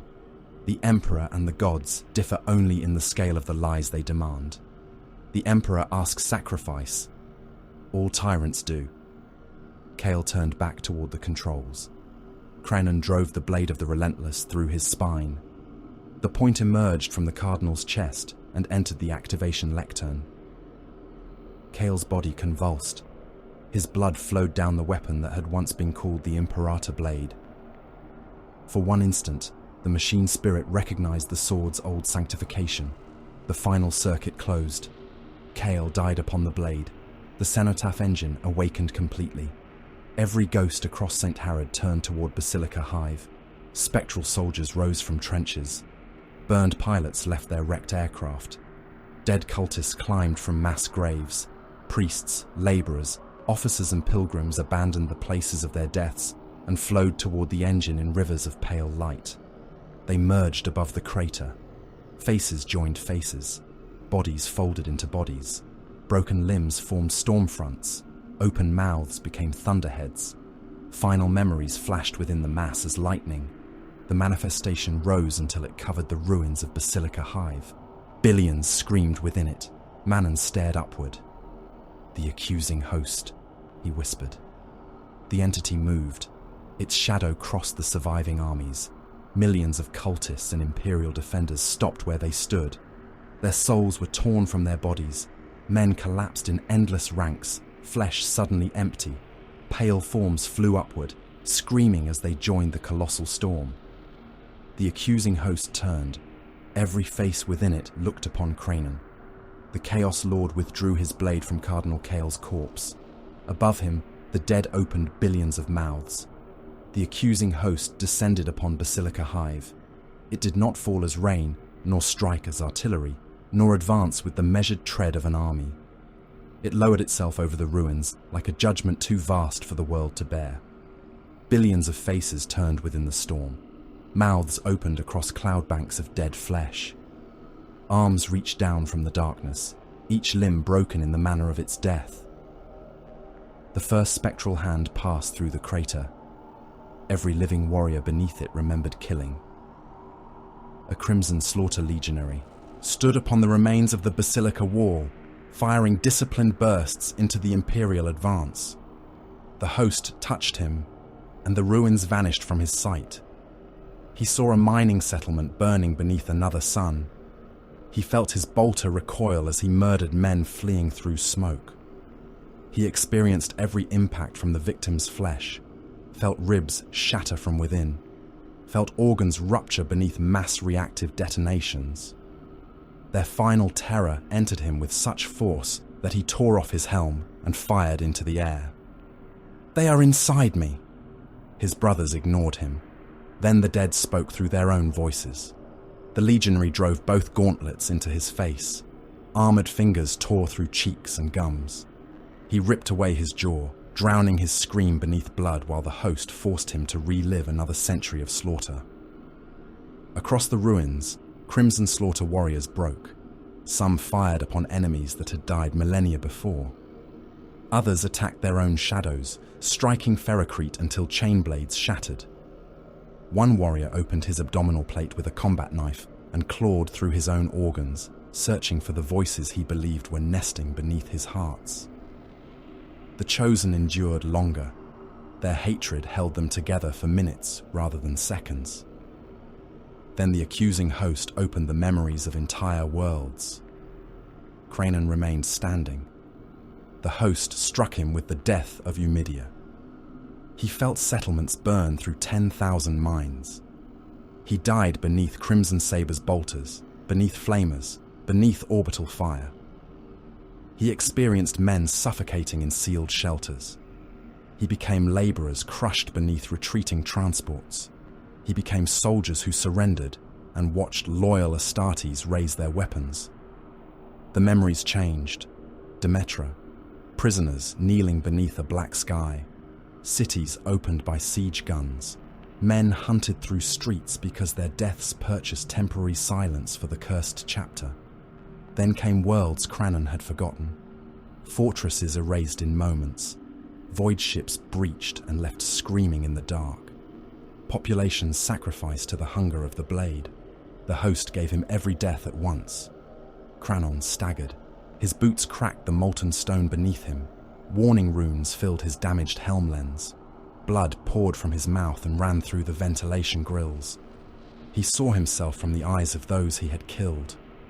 A crimson giant, a loyal angel, a traitor, a butcher, a frightened man imprisoned within a body built for war. The dead attempted to dissolve him into their suffering. Kranon answered with hatred. Hatred of the Emperor who had demanded obedience. Hatred of the gods who offered chains disguised as ascension. Hatred of Manon, of Umidia, of the curse, and of every voice that believed pain granted authority. His identity hardened around that hatred. He raised the blade of the Relentless. The weapon shone with imprisoned souls. Faces hammered beneath its surface, drawn toward the greater multitude above. Kranon cut through the spectral hand reaching for him. The sword met no flesh, yet the disruption field screamed as though striking adamantium. Dark radiance tore a wound through the apparition. Thousands of faces within the host convulsed. Their voices became one note of agony. The wound closed. Kranon struck again. "You remember dying," he said. "I remember surviving." The accusing host descended lower. He waded into it with the blade raised. Each cut severed memories from the storm. Men he had killed appeared around him, solid for a heartbeat before the sword consumed them. A defense officer from Umidia attacked with spectral hands. Kranon cut him from shoulder to hip. A pilgrim burned upon St. Harrod reached toward his throat. Kranon severed both arms and drove the blade through the apparition's skull. The host fed the weapon even as the weapon wounded it. Below the storm, the last armies of the Imperium advanced. Lord General Hestian Varro rode in the command cupola of a damaged Stormlord. Its hull bore the burns of melter fire, and one track unit had been repaired with links taken from 3 different vehicles. The troop bay behind him carried the survivors of 5 regiments. Colonel Garrick Rain marched beside it. What remained of the 88th Harrodyne formed around him in broken companies. Some men carried laser guns, others bore autoguns, shotguns, or weapons taken from dead cultists. Their uniforms were grey beneath ash and drying blood. The accusing host pressed memories into them as they advanced. Rane saw every soldier he had ordered into artillery fire. He felt the minefield detonate beneath the pilgrims he had condemned. He heard the captain executed for refusing the command. The ghosts did not accuse him falsely. That made them harder to resist. Rane gripped the edge of the Stormlord's armor and kept walking. Varro looked down from the cupola. "Can your men reach the engine?" "They can reach it." That was not the question. It is the only answer left. Ahead, the processional canyon burned beneath wrecked tanks. The last Imperial armor advanced through it. Leman Russ vehicles fired from either side of the Stormlord. Chimeras followed, their hulls packed with infantry. A single damaged Baneblade rolled behind them, its main cannon unable to traverse and its sponsons firing continuously. The accusing host descended into the column. Tank crews screamed over the Vox. Drivers mistook ruined vehicles for enemies. Gunners fired into friendly formations. Commissars shot men inside their own compartments and were torn apart by the crews they tried to discipline. Varro opened the command channel. "Imperial formations. This is Lord General Varro. Ignore all voices not transmitted upon command Cypher Solace. Your dead have no authority over you." The host answered through every speaker. "Neither do you." Varro's face did not change. "Advance." The last vehicles entered the Basilica crater. Darathrak Vent had established the defense around the Cenotaph engine. Chosen occupied the broken galleries overlooking the exposed vault. Havocs positioned Lascannons among fallen saint statues. Surviving legionaries formed firing lines behind barriers built from armor plate, shattered sarcophagi and bodies. The dead made poor cover. The living made better. Imperial corpses had been stacked chest high across the approaches. Some remained alive beneath the pile. Their movements made the barricades twitch. Vent raised one fist. "Fire!" bolters thundered. The first Imperial ranks burst apart. Mass-reactive rounds opened men from within, scattering organs across the troops behind them. Lasfire answered in sheets, burning pits into crimson slaughter armor. Plasma weapons struck the barricades. Bodies ignited. A chosen warrior disappeared from the waist upward. His legs remained standing for several seconds before collapsing among the dead. The Stormlord's Vulcan megabolter fired. The weapon's roar filled the crater. Heavy shells hammered the traitor line, tearing legionaries from their feet and reducing cultists to fragments. One Havoc lost both arms and half his chest, yet continued screaming target coordinates until a Lascannon beam erased his head. Vent stepped into the barrage. His combi bolter fired controlled bursts. Guardsmen broke around each impact. He crossed the barricade and entered the Imperial infantry, power fist crushing helmets, breastplates, and bodies together. A sergeant drove a power sword into Vent's thigh joint. The blade penetrated. Vent caught the man by the skull and closed his fist. The sergeant's head collapsed inside his helmet. Blood sprayed from the neck seal. Vent pulled the sword free and drove it through another guardsman's throat. The battle flooded into the vault. Bolters fired at ranges measured in arm spans. Plasma bolts struck walls and turned black material incandescent. Chainswords met bayonets, axes, and entrenching tools. Grenades rolled beneath body piles and detonated among men already wounded. The dead accumulated until new barricades formed without command. Imperial soldiers fired through gaps between torsos. Crimson Slaughter legionaries used fallen guardsmen as shields. Men crawled beneath the heaps, stabbing upward at armored legs before being crushed underfoot. The engine turned above them. Its light made every drop of blood rise from the floor. Varro's Stormlord reached the inner approach. Mortis Metallica struck from the western ruin. The Hellbrute crashed through a wall and entered the Imperial command group, auto-cannon firing. Shells tore across the Stormlord's upper deck. Officers burst inside the command compartment. Vox servitors came apart in showers of cable and meat. Varro was thrown from the cupola. He struck the ground and rolled beneath the Hellbrute's shadow. Metallicus roared Kranon's name. "You made us!" His power scourge descended. Varro raised his bolt pistol. The weapon fired once. The round burst against the Hellbrute's sarcophagus and failed to penetrate. The scourge struck. Metal lashes passed through armor, flesh, and stone. Varro came apart from shoulder to hip. One half of his body remained caught around the weapon, while the other collapsed beside the Stormlord's track. No final order came. No last speech. Lord General Hestian Varro died as billions had died under his command, crushed beneath a weapon too powerful to resist. Rane saw him fall. He did not stop. "All surviving formations," he said into the command channel. "Haradine Actual assumes ground command." Someone asked for confirmation. Rane watched Metallicus tear through the staff officers. "Confirmation is the corpse at my feet." He pointed toward the Hellbrute. "Melter section, lower sarcophagus. Wait until it turns." 6 guardsmen crawled beneath the Stormlord's wrecked side plating. They carried meltaguns stripped from a destroyed engineer company. Metallicus advanced after Rane. "Chapter Master." The autocannon fired. Rane threw himself behind a broken pillar. Shells struck the stone and filled the air with fragments. 2 Haradines vanished beneath the barrage. The Hellbrute turned. "Now!" Melter weapons fired from beneath the Stormlord. White beams struck Metallicus below the sarcophagus. Armor became liquid. The machine's lower body opened, spilling burning cables, black fluid, and preserved flesh. Metallicus staggered.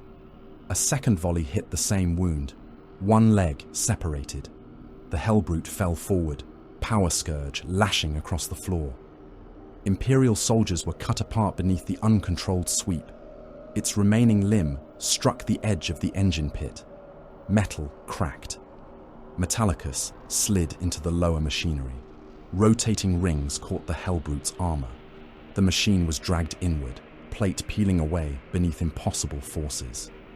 "Kranon!" Metallicus screamed. His sarcophagus split. The warrior inside became visible, a limbless ruin floating in amniotic filth. Kranon! The engine crushed him. The scream continued through the machine after his flesh ceased to exist. Rane entered the core chamber. A demolition harness hung across his chest.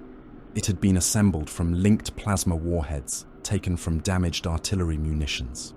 Cracked containment housings leaked pale radiation through layers of lead cloth.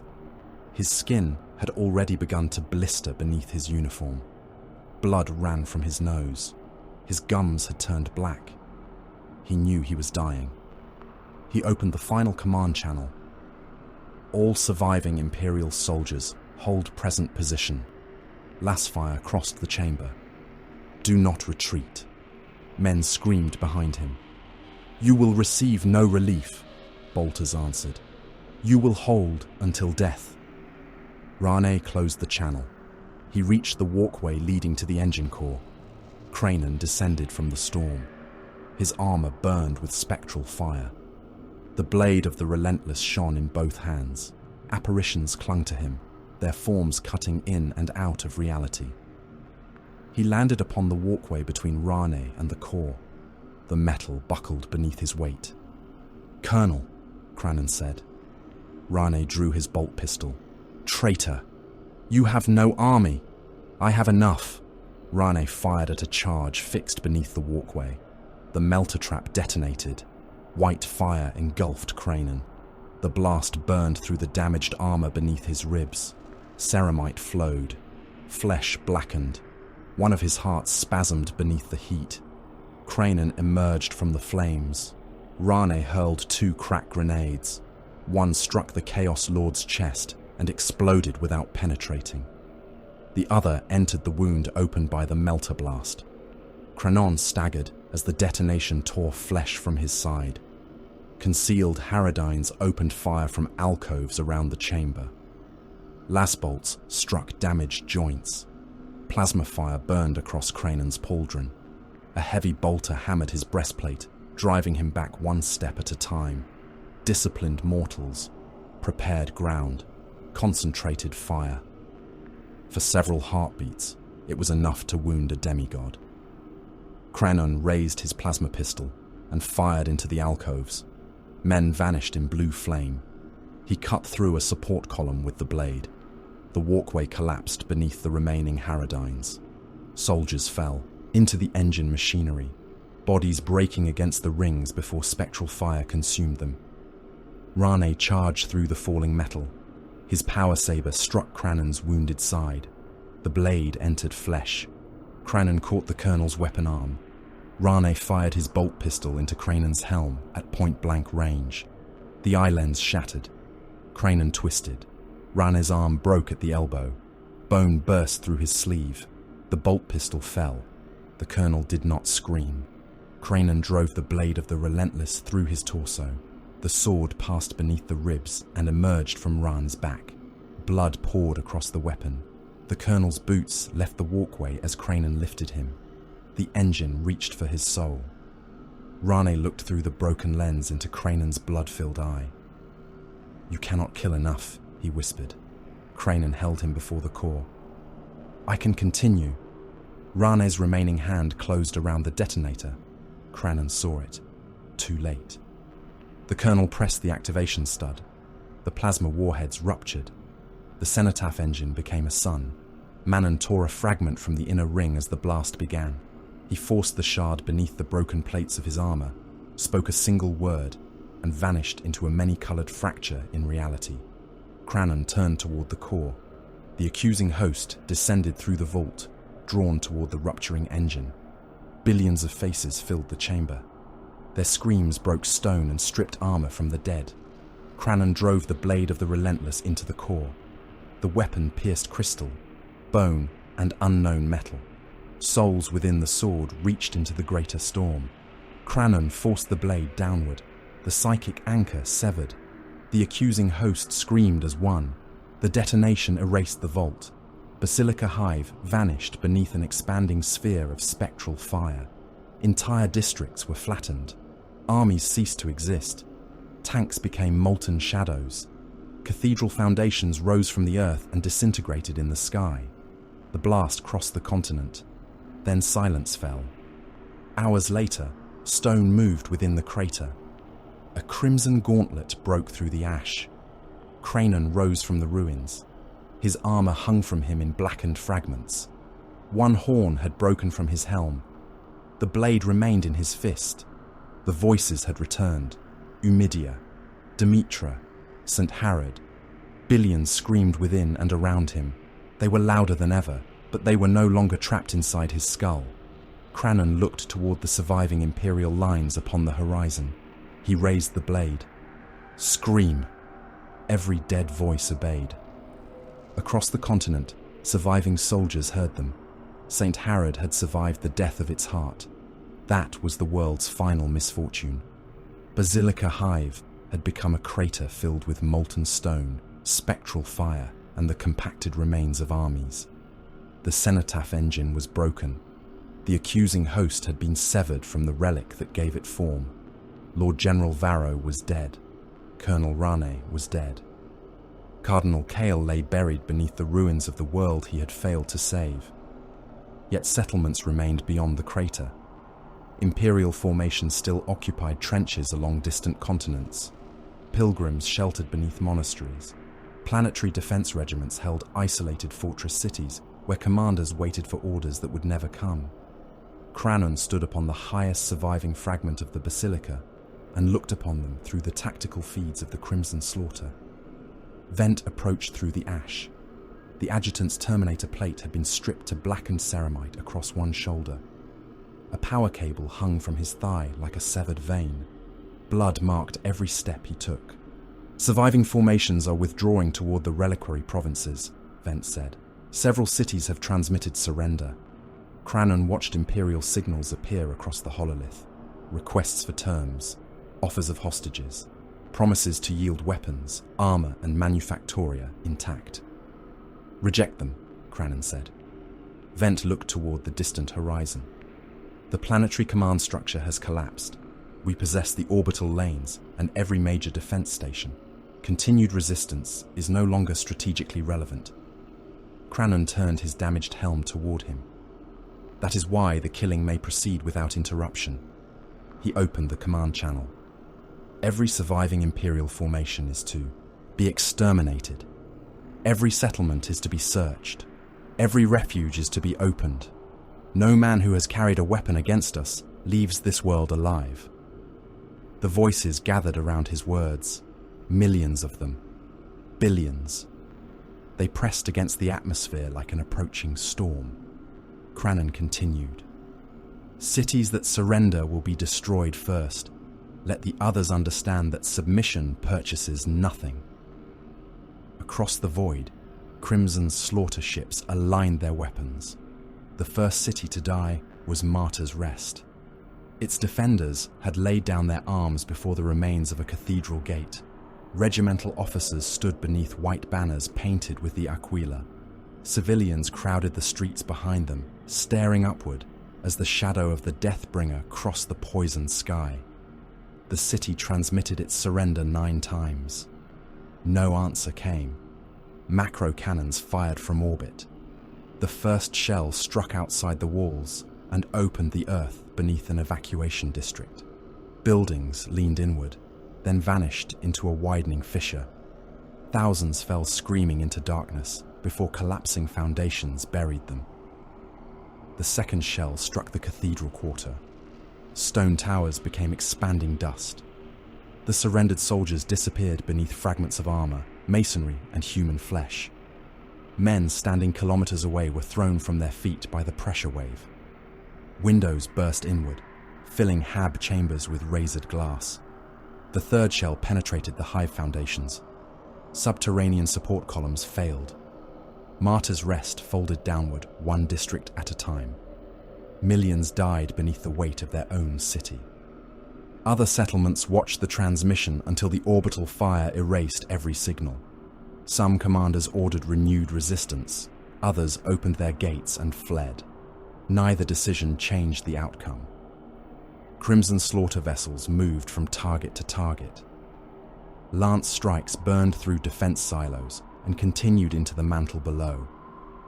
Macro shells cracked hive foundations. Bombardment torpedoes descended into oceanic shrine complexes and detonated beneath the water. The seas of St. Harrod blackened. Burning wreckage fell into them from orbit. Fuel, reactor coolant, and corrupted machine fluids spread across the surface. Dead fish rose in continent-sized shoals. Pilgrim fleets trapped within harbor cities caught fire and drifted into one another until the coasts became walls of burning steel. Trentucus ordered the atmosphere processors destroyed. Their towers stood across the equatorial belt, drawing poison from the air and feeding breathable gases into the hive systems. Crimson slaughter attack craft severed their intake veins. Orbital fire struck pressure stations. Diamond engines entered control complexes and killed the remaining tech priests without damaging the machinery needed for salvage. The air began to fail. Men sealed inside underground refugees watched oxygen gauges descend. Governors ordered emergency rationing. Crowds fought for access to ventilation shrines. Families broke apart over breath masks and portable canisters. The atmosphere itself became an executioner. From orbit, St. Harrod lost its gold. The shrine continents disappeared beneath smoke. Sacred avenues vanished under ash. Cathedral roofs blackened until the world resembled a corpse burned upon one side and left to rot upon the other. Chief Warpsmith Trentucus descended upon the Manufactorum province with an army of servitors, slaves, and corrupted engines. He did not admire the dying world. He measured it.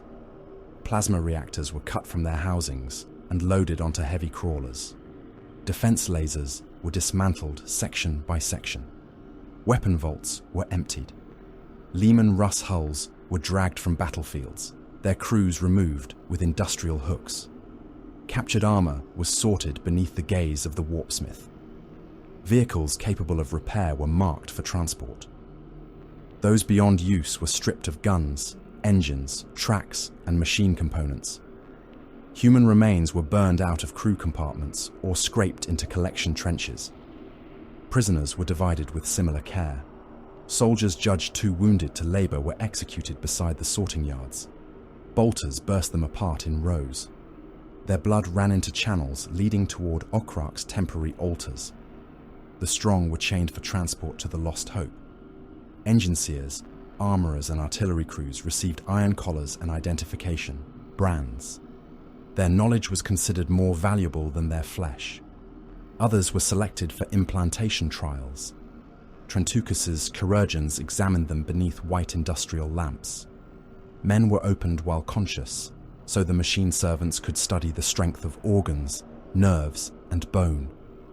Failed subjects were thrown into furnace mouths. Successful ones survived long enough to be fused into vehicles, gun platforms, or loading mechanisms. Beyond the salvage grounds, surviving cultists gathered by the million. They believed the death of St. Harrod had been a test. They believed survival meant the gods had chosen them. When loading officers announced that only a fraction could follow the departing fleet, the cultists turned upon one another. Pilgrim brotherhoods fought labour sects. Armed congregations attacked the ramps of troop barges. Men killed companions who had fought beside them since the uprising began, cutting throats and taking their places in the embarkation lines. Crimson Slaughter overseers watched from armoured platforms. They permitted the fighting. Those too weak to reach the ships were not worth carrying. By the time the first landers lifted, the plazas were carpeted with corpses. Survivors climbed aboard, dripping with the blood of men they had called brothers hours before. Kranon inspected his remaining legionaries upon the processional avenue of 9 martyrs. The avenue had been cleared of rubble, but not bodies. Imperial dead formed banks along both sides of the road. Cultists had arranged heads upon broken devotional poles, though no order had required them to do so. Fewer Crimson Slaughter warriors assembled than had descended upon St. Harrod. Many bore wounds that would never heal cleanly. Armour had fused to exposed muscle. Demonic mouths opened beneath cracked plates. Some warriors shook beneath the weight of voices only they could hear. Kranon walked the line. Fent followed at his right. Okrak watched from beneath a banner made of priestly skins. The first warrior Kranon questioned had abandoned an assault upon the eastern bell tower. "Why did you retreat?" Kranon asked. The legionary's helm had been removed. His face twitched with exhaustion. One eye stared toward apparitions no one else could see. "The dead compelled me," he said. "They entered my thoughts. They made me see my brothers as enemies." Kranon drew the blade of the Relentless. The warrior tried to raise his weapon. The sword passed through his throat.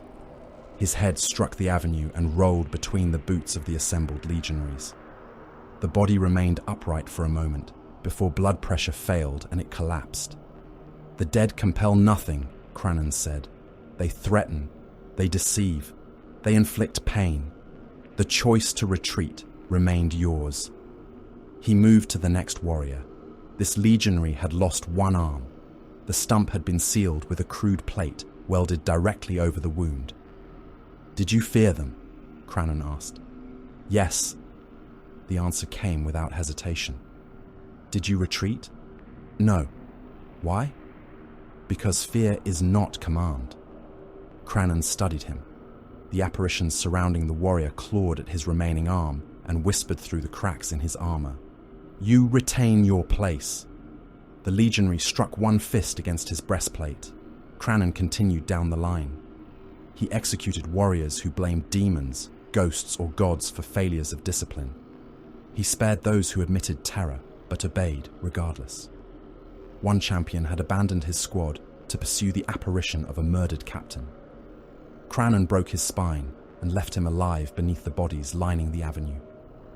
The judgment was cruel. It was also consistent. Among the Crimson Slaughter, consistency possessed greater value than mercy. Even warriors who hated Kranon understood the boundaries of his wrath. He did not punish weakness concealed beneath devotion, while rewarding failure dressed as courage. He demanded results. He demanded obedience. He demanded that pain be endured without being mistaken for authority. When the inspection ended, Vent remained beside him. "The voices persist," the adjutant said. Kranon looked toward the basilica crater. The dead covered it. They stood in ranks extending beyond the horizon. Eumidians beneath the trees, Demetrans beneath burning skies, Imperial soldiers from St. Harrod still wearing the wounds of moments and centuries. "This world has not cured us," Vent continued. "Cure was the ambition of Sevastus Kranon." Vent turned his helm. "And what does Kranon the Relentless seek?" Kranon watched a spectral guardsman repeatedly experience the destruction of his tank. Fire burst through the apparition's mouth. The flesh of his face peeled away, restored itself and burned again. Sevastus believed suffering required an ending. The blade stirred at Kranon's side. "I require only that mine can be inflicted upon others." Okrak approached, with his Crozius held against his chest. The Dark Apostle's armor had been repaired, with black plates taken from dead legionaries. New scripture strips covered the scars Kranon had inflicted upon his gorget. "The blood god has witnessed St. Harrod," Okrak said. "The oceans darken. The skulls cannot be counted. No mortal hand could have achieved such ruin without divine favor." Kranon faced him. "I did not ask for favor. It was granted regardless. Then your god may console itself with that belief." Okrak's grip tightened around his Crozius. The Red Communion was a rite of blood. It was a weapon. All weapons serve a purpose beyond the hand that wields them. Only when the hand is weak. The Dark Apostle stepped closer. "Khorne does not require your worship. Every kill feeds him. Every world burned strengthens his throne." Kranon placed the point of the blade against Okrak's breastplate. The sword's power field awakened with a thin scream. "I will take weapons from gods. I will bargain with demons. I will spill blood in realms where mortal law has no meaning." The point pressed inward. Ceramite began to split. "But I will not describe chains as blessings." Okrak lowered his head. The gesture might have been submission. It might have been patience. Kranon withdrew the blade. The air tore open behind them. Warp light spilled across the avenue in colors that stained armor without touching it. Several legionaries raised weapons. Manon stepped through the fracture. His armor had changed since the engine's destruction. New lines of blue fire moved beneath the cracked crimson plates. One side of his helm had melted into a smooth surface without lens or grille. He carried a shard wrapped in chains of witchlight. The fragment had been torn from the cenotaph engine's innermost ring. Names moved across its black surface. They appeared, changed, and vanished before the eye could follow them. Vent raised his combi bolter. "You fled." "I survived," Manon replied. "You stole from the engine. I preserved what mattered." Kranon looked at the fragment. "Does it name the Hellfire Stone?" Manon tilted the shard. Symbols passed through its surface. Maps appeared and collapsed. Star systems formed, twisted, and disappeared into blackness. "No location," the sorcerer said. "No path. The relic remains hidden from us." Okrak laughed. "Then you return bearing failure." Manon ignored him. "The shard proves the haunting can be bound to material vessels, not ended, bound, amplified, directed." Kranon heard the dead whisper more loudly as the fragment turned toward him. "There are other devices," Manon continued. "Other relics shaped by psychic death. The Hellfire Stone may be one. There will be more. Tombs, weapons, engines, and sanctuaries built upon the same principles." "You offer another promise of silence," Vent said. "No." Manon looked toward Kranon. "I offer dominion." The voices hissed through the avenue. Sorcerer, liar, Balathu servant. Kranon extended one hand. Manon placed the chained fragment within it. The shard was cold despite the fire trapped beneath its surface. "Find the next relic," Kranon said. Manon bowed. Kranon walked alone after the armies departed. The main processional avenue stretched before him, cracked and buried beneath ash. Statues of saints had fallen face first into the dead. Pilgrim banners burned upon overturned tanks. Apparitions covered the road. The imperial officer from Numidia stood closest. His opened throat spilled spectral blood across his uniform. "Do you remember me?" he asked. "Yes." A laborer stepped forward with half his face burned away. "And me?" "Yes." More gathered. A captain executed after surrender. A shrine guard, opened by the blade. A tank commander burned inside a baneblade. A guardsman crushed beneath falling armor. Colonel Rane stood among them with the wound through his torso still open. His broken arm hung at his side. The dead expected Kranon to demand silence. He did not. "Remember," he commanded. The apparitions became still. "Remember the weapon." The dead obeyed. "Remember the angle of the blow, the heat of the fire, the sound your bones made when they broke." Every wound opened again. "Remember who stood beside you. Remember what you begged. Remember what answered." The horizon filled with repeated deaths. Kranon watched without turning away. "You will preserve every detail." The voices began reciting them, not as accusation, as record. At the edge of the St. Harrod system, a delayed Imperial relief force translated from the warp. Its scouts moved ahead of the main formation and found no fleet waiting to receive them. The Crimson Slaughter had already begun departing. The Lost Hope drifted toward a warp breach beyond the outer moon. Surviving warships gathered around it, carrying stolen weapons, reactors, slaves and relics torn from the dead world. The Imperial scouts approached St. Harrod. They found crippled shrines extending across blackened continents. Cities had collapsed into their own foundations. Oceans burned beneath layers of poison. Blood continued rising into the atmosphere in vast crimson veils. No planetary defense challenge reached them. No astropathic choir answered their hail. The lead scout transmitted a report. "St. Harrod is lost. Estimated casualties total. Signs of mass psychic contamination persist. Recommend quarantine and immediate notification of sector command." The astropath paused. Every receiver aboard the relief fleet activated. Bridge speakers, vox beads, emergency channels, communion horns inside shipboard chapels. A voice emerged from them all. Deep, metallic, patient. "You have come too late to save the dead." The astropath began screaming. Behind Kranon's voice came billions of others. The transmission ended when the scout vessel's crew turned their weapons upon one another. Aboard the Lost Hope, Kranon sat within his private strategium. New worlds filled the hololithic displays. Fortress planets, shrine systems, imperial armories, places where relics waited beneath temples and graves. Around his throne, the dead gathered in numbers great enough to pass through walls, decks, and the fused hulls of ancient ships. Their agony rolled across the space hulk like thunder. Slaves heard it in the furnaces. Cultists heard it in their dreams. Crimson slaughter. Legionaries heard the victims of St. Harrod joining the curse that had followed them since Numidia. Kranon rested the blade of the Relentless across his knees. Faces moved beneath the dark metal. The voices rose. He closed one gauntleted fist around the hilt. "You wanted me to hear you." The strategium trembled beneath their screams. "Now the galaxy will hear you through me."